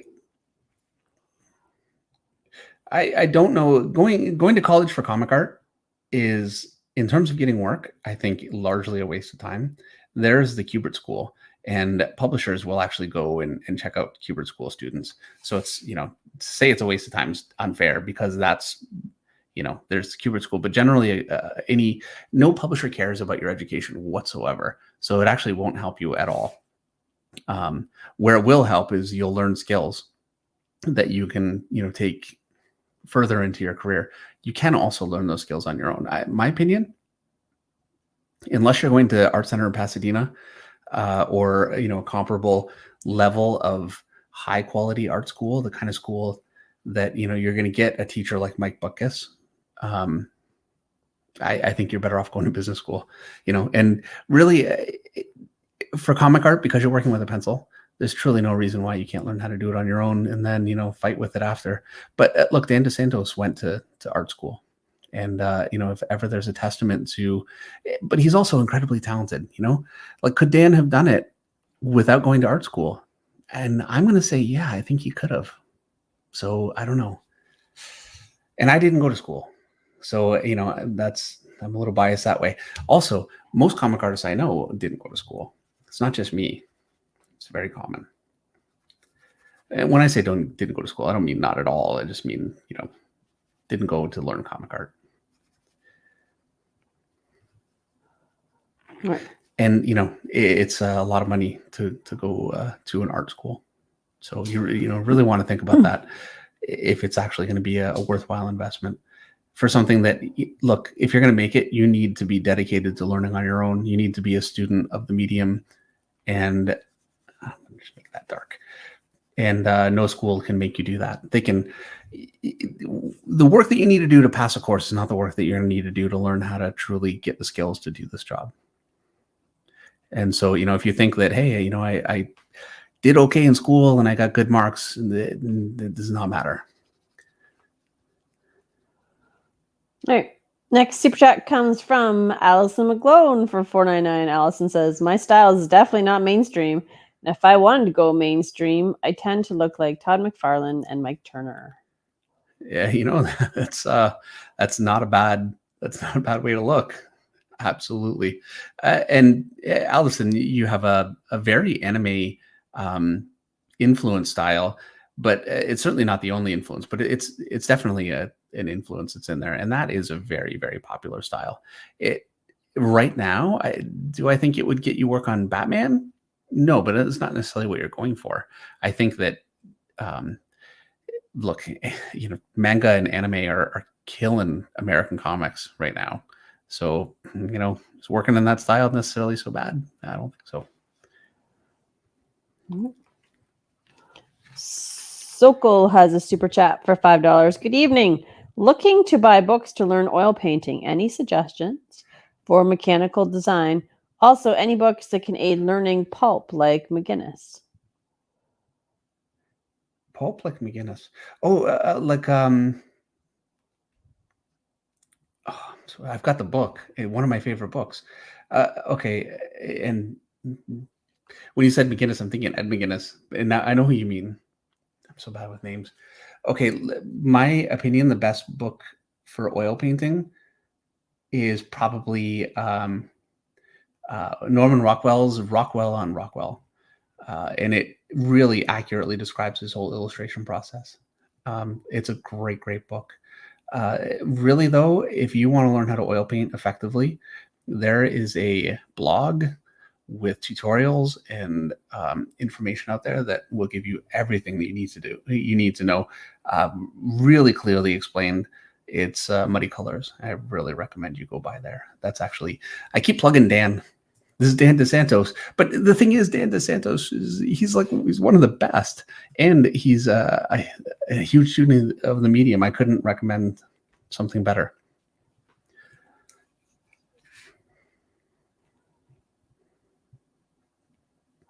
Cronus D has another super chat. Got it. Love the honesty. Kiss the kitty goodnight. We locked her out of the basement tonight, so she's upstairs. Yeah, she is. Thank you. Yeah, look, I'm always afraid of saying something that because these are opinions, and I'm not right. I think that I'm when it comes to artistic styles, I'm right more often than I would be wrong with that. But you as an artist, and you need to believe in yourself as an artist. I don't think whatever style you work in, you need to believe in yourself, and so you have to take that with a grain of salt. But it is true. It's easier. It's easier when you work in a style that they recognize and they know that they can market. Henry Jeremick. David will not be at the Windsor Comic Con. No. Why is it? Henry's? He's nowhere near here. He's in Toronto. Is he? I think so. Is that true, Henry? But no, we will not be doing the Windsor Comic Con. No. Shoot, I hate having to hack through this so badly, but it's got to get done. I haven't done any detail at all yet. What time is it? 9:38. Yeah, we're a little behind. Yeah. Normally, I don't get so many. And the problem is you guys had actually really good questions tonight. I was very surprised. That sounded bad. It's not how I meant that. I was very surprised how many questions that were like I really needed to stop and draw it properly as well as I could to explain. Listen to me. I'm surprised you guys had good questions. Oh, your coffee's running out. That's what's happening. It's not how I meant it. I don't know how else you would interpret that. Yeah. Well, let's do this. Let's start by asking the 390 people are watching right now. Let's start by asking them to hit the like button. I have not hit the like button yet tonight. I'm going to do that now. I am like number 364. And 256,000 people. Can't be wrong. So if you are not already subscribed to the David Fitch YouTube channel, tonight would probably be a good night because he says he's going to post videos this week, or at least shoot them this week. You don't want to miss out on all of that awesome content. What are you doing your videos on this week? Did you already say and I just ignored it? No, one in it's already mostly done. But then my camera and everything crapped out is on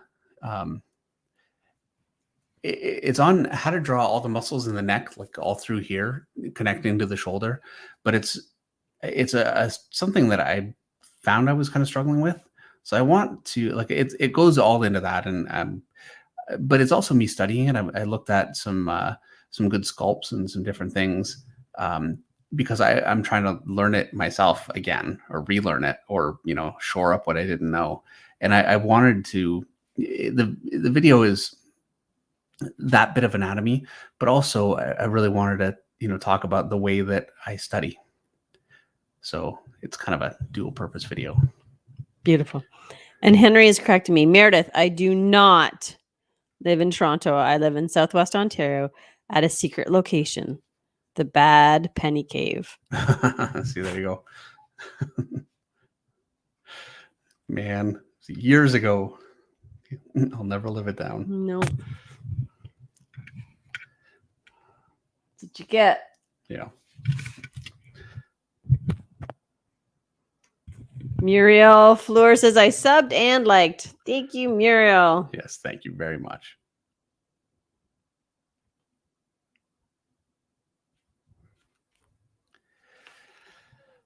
In just a minute, I'm going to have to stop working on the zombies at the bottom and just move on to the figure. Because you'll never get the zombies done. Well, I want to get them blocked in. You did them just so you wouldn't have to draw the feet, right? Yes. Well, the feet wouldn't have been effective like that. Stuck out like it. Could I have done it? Yeah, but like compositionally, it wouldn't be very pleasing. And that's sometimes you don't draw the feet, not because you can't draw the feet or you don't want to draw the feet. Usually, just drawing the feet like it's a really nice triangle, but then if it's just empty on the bottom, it just it needs like that kind of. I can draw feet, man. I can do it. Allison McGlone is complaining. Oh. She says with a super chat, so it's important. For $4.99, Allison says that sword looks like a cutlass. Can you shrink the blade width slightly, please? It's driving me nuts. Okay, I will. It's driving her nuts. I guess. What do we know about swords, Dave? Well, I have it kind of coming towards you, so I made it bigger. But if it's not reading that way, I'll fix it for you, Allison. She's like, stop, Dave. You're killing me. Here we go. Let me fix it right now. We'll redraw it in there in a minute. But at least it'll be gone. There you go. There. She had to super chat for that. Yeah. Well, I know what it's like when something's just irritating. That's right. Yeah, you call that your wife. No. None at all. Her sword was a katana. Yeah. So it's a two-handed katana. That's right.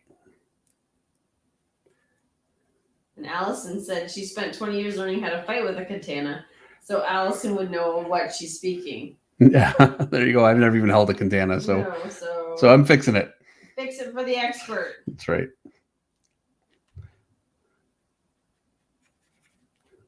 Oh, Dave, you might want to join this one. John D. Harvey says Muddy Colors June 11th post is a tutorial on drawing feet. Hey, there you go. From Ronlin.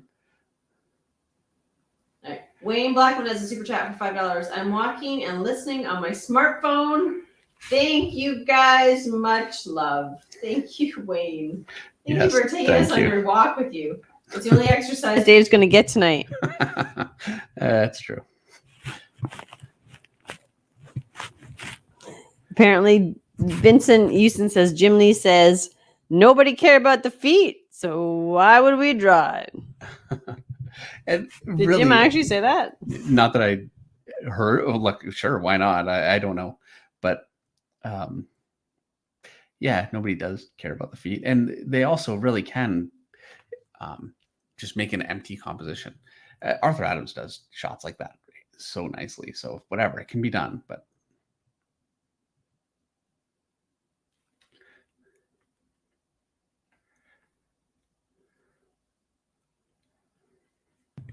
there you go. You know Arthur Adams. That's basically what you're saying. I'm no Arthur Adams. Yeah. Yeah. No, I'm no Arthur Adams. You're right about that. But who is Arthur Adams? Maybe you'll see all our friends when you go to conventions this year. Yeah. I haven't seen Arthur and Joyce in a couple years. Literally. Yeah. Joyce and I were talking today, and she's like, "It's been years." Literally.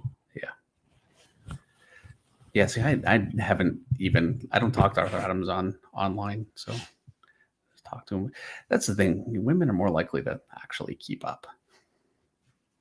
You mean have relationships? That's right. Okay. I hate having to let it go, but I kind of Let have it go.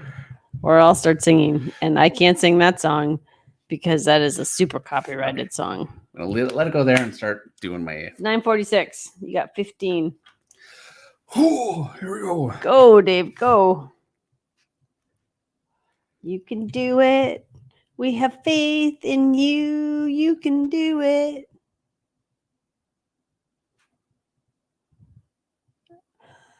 The only word that I can think of that rhymes with you is boo. And I don't know what I would say. So I'm going to stop the song there. Now you're just concentrating. You have nothing to say. I had no comment about that, even if I was just sitting here.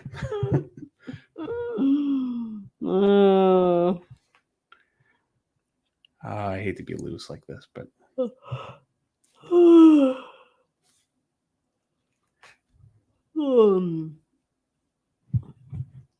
Pardon me for the yawn. Keith Jones has a super chat for $4.99. Dave, have you read 100 Bullets? And what do you think of cover and interior art? Also, what do you think of Joe Kubert's School of Cartooning and Illustration? Should I go? If you can go to Joe Kubert's school, yes, you should go. Absolutely. If you can make that work, totally worth it. Yeah. I've actually read all of 100 Bullets. I have all of it. It's actually fairly rare for me to have actually read the books that I have. I always look at the pictures, but 100 Bullets is it's a great story. And yeah, I think it's just a really good story. And some of my favorite art, as far as the covers go, they're all by Dave Johnson, and he is, renowned as an incredible cover artist and designer. I think what makes his cover so special is he's such an incredible. He's so incredible at composition and design, and he's a real student of design. Like, you can see a lot of kind of Soviet-looking propaganda elements in his art here and there. He did actually, and I've got it. That would be a great book of the week. He did a Superman book, Red Sun, I think is what it was called, but it's like a Superman as a Soviet agent. Really, really cool. And beautifully designed, from the costumes through just the kind of the iconography. Is that a word? You guys know what I mean. Throughout the book, yeah, phenomenal stuff. So yeah, I'm a very, very big fan of Dave Johnson.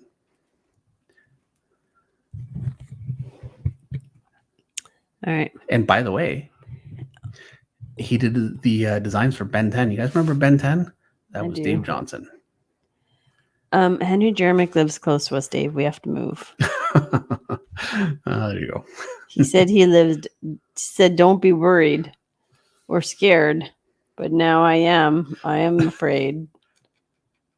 Very afraid. Very, very afraid. I hate when it goes so fast that I'm just not even worried about presentation. Oh, it's always good when you do that. Dennis Kelly says, Meredith Finch and David Finch, we'll stop the rain here in Washington if you guys come to Emerald City Comic Con soon. Or better yet, the Washington State Summer Con. Washington be so beautiful in the summer. I have not been to Emerald City, and well, you know what? Actually, it was there. I don't know. I can't remember, but it's been a few years, and yeah, I'd really love to go again. So we're not going this year, but maybe next year. It'd be nice.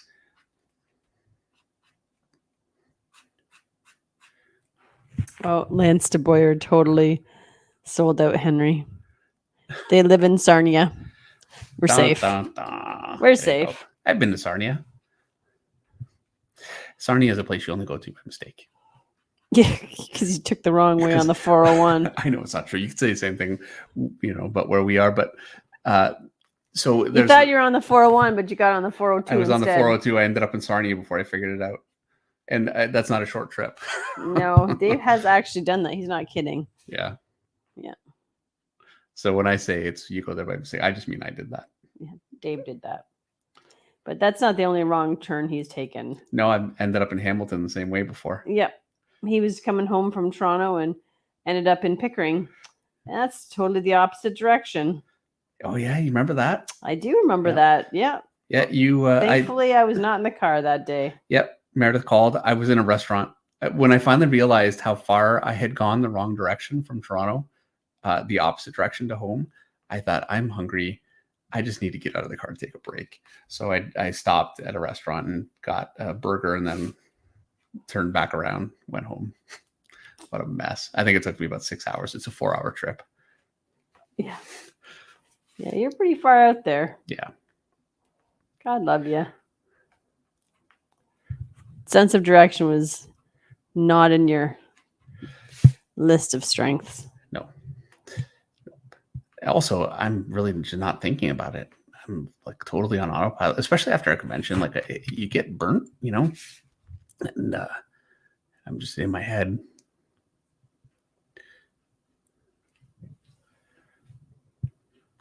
At least you're paying attention to the cars around you.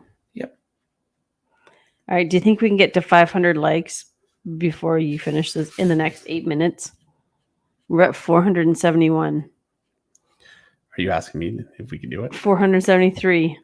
I feel like I'm going to say that I think we could do it because we've done it. We've done it in the past. Yeah, I say no. There's no way. And the next thing you know, so. But now I'm going to jinx it. 482 already. We only need 18 more likes. 486. We're doing the countdown. 492. We only need 8. We're going to get to the 500. Come on, 494. 6 more people. 498 and 504. Awesome. Done. Keith Jones has another super chat for $1.99. Follow up. Do you know Dave Johnson? And what about into art? I think interior art. Yes, I know Dave Johnson. Yes. He's actually rep by the same art agent as I am. Jason Schechter, who's been on the show a couple times. He put the Monday Night Draw book together. So yeah, we have the same agent. So I sit very close to him all the time. He's kind of got his crew at shows. So I basically come up and say hi and talk to him for a minute and then move along before they get sick of me. But no, he's a very nice guy. Interior art. You mean for 100 bullets? I'm going to draw a blank right now. One of my favorite artists. He's Eduardo Rizzo. He's actually been a Book of the Week artist. We did 100 bullets a while ago. I started really with some big ones for me, and so that was a big one. Yeah, I have all of the 100 bullets books. I actually have a couple of copies of some of them. So I bought them in a few different formats, and I bought them as much as I'm a huge fan of the story. I bought them for the art. I didn't buy 100 bullets actually ever planning on reading the story. It just drew me in, and I'm going to say it's a testament to the art that it really did. Like Greg Capullo, it's impossible for me to look at Greg Capullo's artwork without reading the story because he just draws you into it.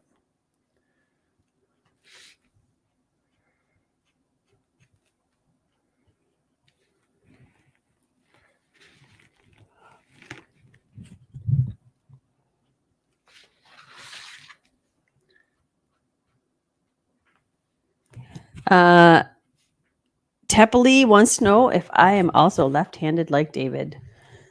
No, I am not left-handed. I'm 100% right-handed. She is smooth-brained, however.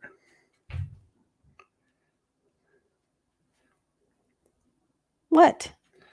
What? You can't say stuff like that.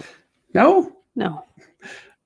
Isaac says that all the time. Isaac is 13. He doesn't know any better. Yeah. I'm picking up bad habits from the kid. You sure are. Yeah, when you punched me yesterday Oh, wow. in the car, he reached over and just like, because you had this game that you and Isaac play in the car where this is such a teenage boy thing where you guys punch each other and you forgot that I wasn't Isaac. Oh, no, I didn't forget. I went like this. Boop. I know exactly who you were. I I'm not wasn't actually going to punch you. I wasn't expecting it. I was all tired and falling asleep. I got in trouble. So mean. So mean. So mean. Spending too much time around our kid. Yeah. He's not supposed to rub off on you. I know. You're supposed to rub off on him. That's how it goes. Allison says she's going to teach me how to punch back. Oh, I know how to punch back. My parents took karate. It made me learn, but it just caught me so unaware. I told you I was so tired. I made you drive me because I was too tired to drive. At least I was like smart enough to know I was too tired to drive. Yeah.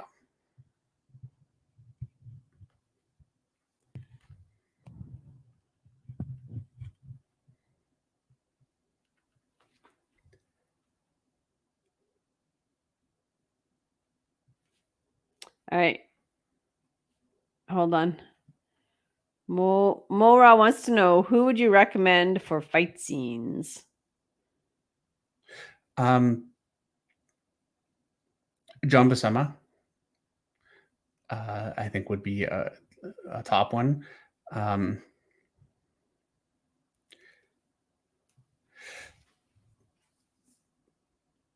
Frank Quitely would be a really good. He's great at drawing figures. They're very dynamic, but he also just something I would say is a step above really what I see from just about everybody is his fight scenes are always really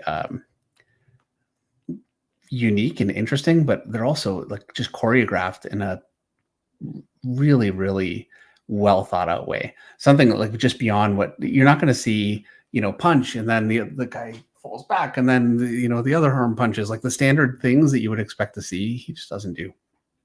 I'd really recommend him. Frank Quitely. His stuff on The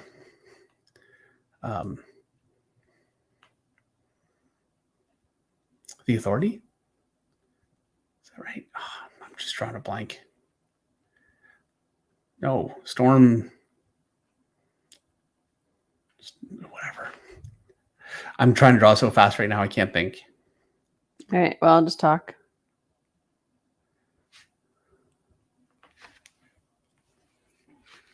George Perez. Toby Miley says George Perez did great fight scenes. Yep. Yeah, and then it's always a case of you need to make the decision of what works for you, and you can tell when you look at somebody's work if the way that Greg Capullo, is another great one for fight scenes. If you look at it and it just really moves you, then I'd say that's a good choice. I don't want to say I'm putting my shoes on right now. How's it going there, Dave? It's going. What am I looking at? Oh, come on. Give me a couple of minutes here. 9:59. It's the final countdown, which, everybody hears that music in their head. You can't do that. I mean, you can do it because you're so tone deaf that nobody would actually recognize. Yeah. So, Cole, I did read your super chat, unless you had 2 super chats.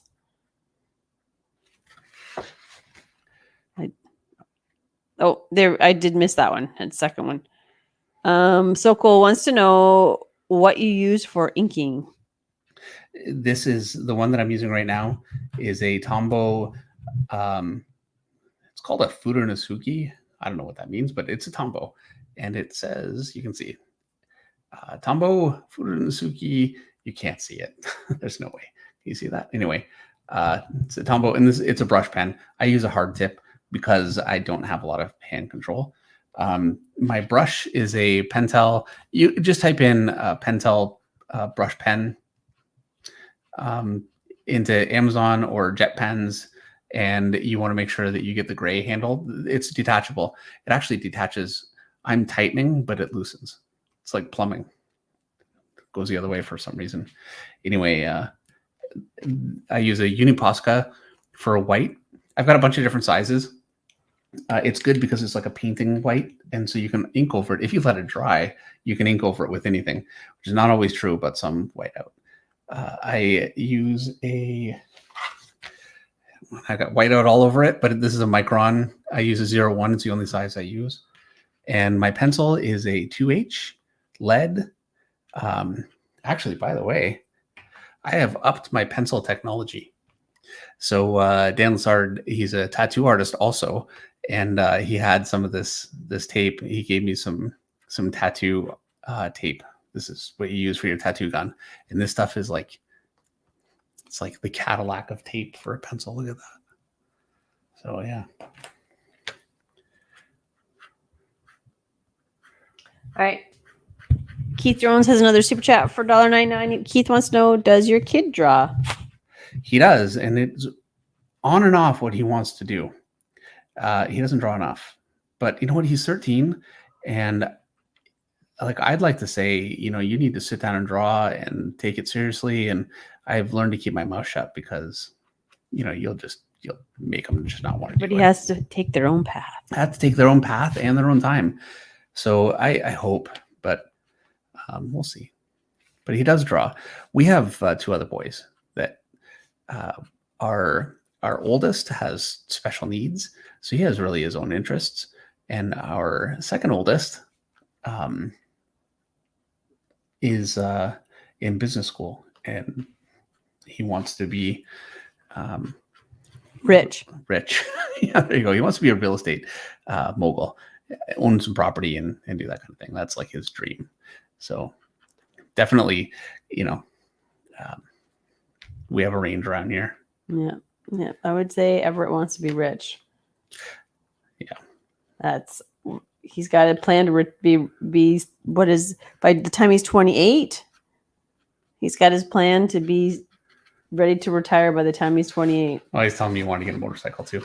Yeah. That's going to hurt, getting a motorcycle. Yeah. Hard to be rich and have a motorcycle when you're in your 20s. Oh, yeah. That's a lot of insurance. Yeah. So there you go. Big dreams, though. Can't fault them for their dreams. I'm almost done with the rendering on the figure, so let me just finish her shirt here, and then I'll stop. Okay. Edgar Bobadilla has a super chat for 200 Mexican pesos. Master, I'm a big fan of Mort Drucker. What do you think is the key for a look like someone's face without being a portrait in a very stylized way? Thank you for the super chat. That is such a good question. I don't know. It's not a skill of mine, except to say you're exaggerating someone's most obvious features. So, if somebody has a very narrow face, you want to make that really narrow. If somebody has a really big nose, you make it bigger, things like that. So it's exaggerating, but it's not a skill that I have, truthfully. So I don't know how to. I feel like anything that I say, I'm just saying it because I don't want to just say I don't know, but the truth is I don't. So I apologize.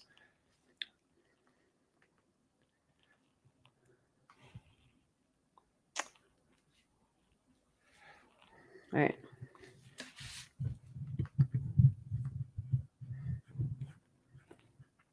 Two minutes. Can you live that long? Nope.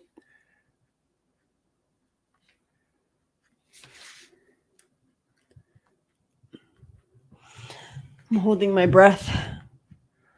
I'm so tired I forgot to breathe.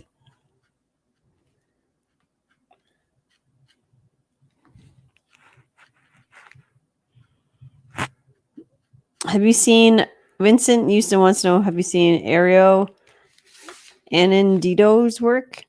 Oh, and no, No. I'll have to take a look.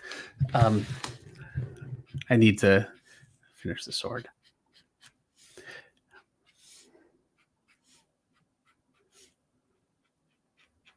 Is that doing the sword for Allison? Yep. Fixed. There you go.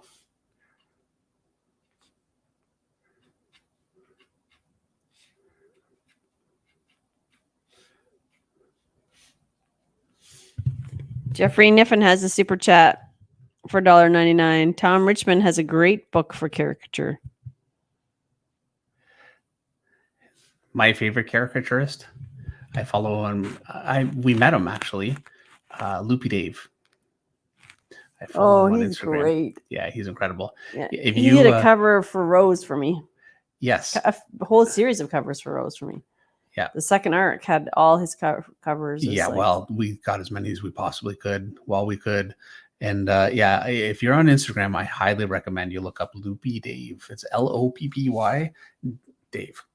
Yeah. If you're a fan of caricature, for sure. Yes. I don't care. Caricature and humor. I mean, he's just so good. Yeah, he's incredible. And he does Fun stuff. Really cool, actual comic covers. Like he just did something with Thor, and I mean, like his anatomy, right on. He's so good.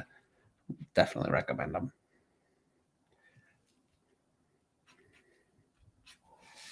All right. Well, heartbreaking as it is, I'm going to leave the zombies on the bottom like that, and that's going to be my Michonne for tonight. So you can go to bed. Thank you, Davey. All right. Well, thank you everyone for watching, and thanks for all the great questions tonight. It was, I think we had more really good art questions than we've had, in one stream, maybe ever. I don't know. It was a lot, and it made the picture take a little bit longer, but it's something I really enjoy being able to do.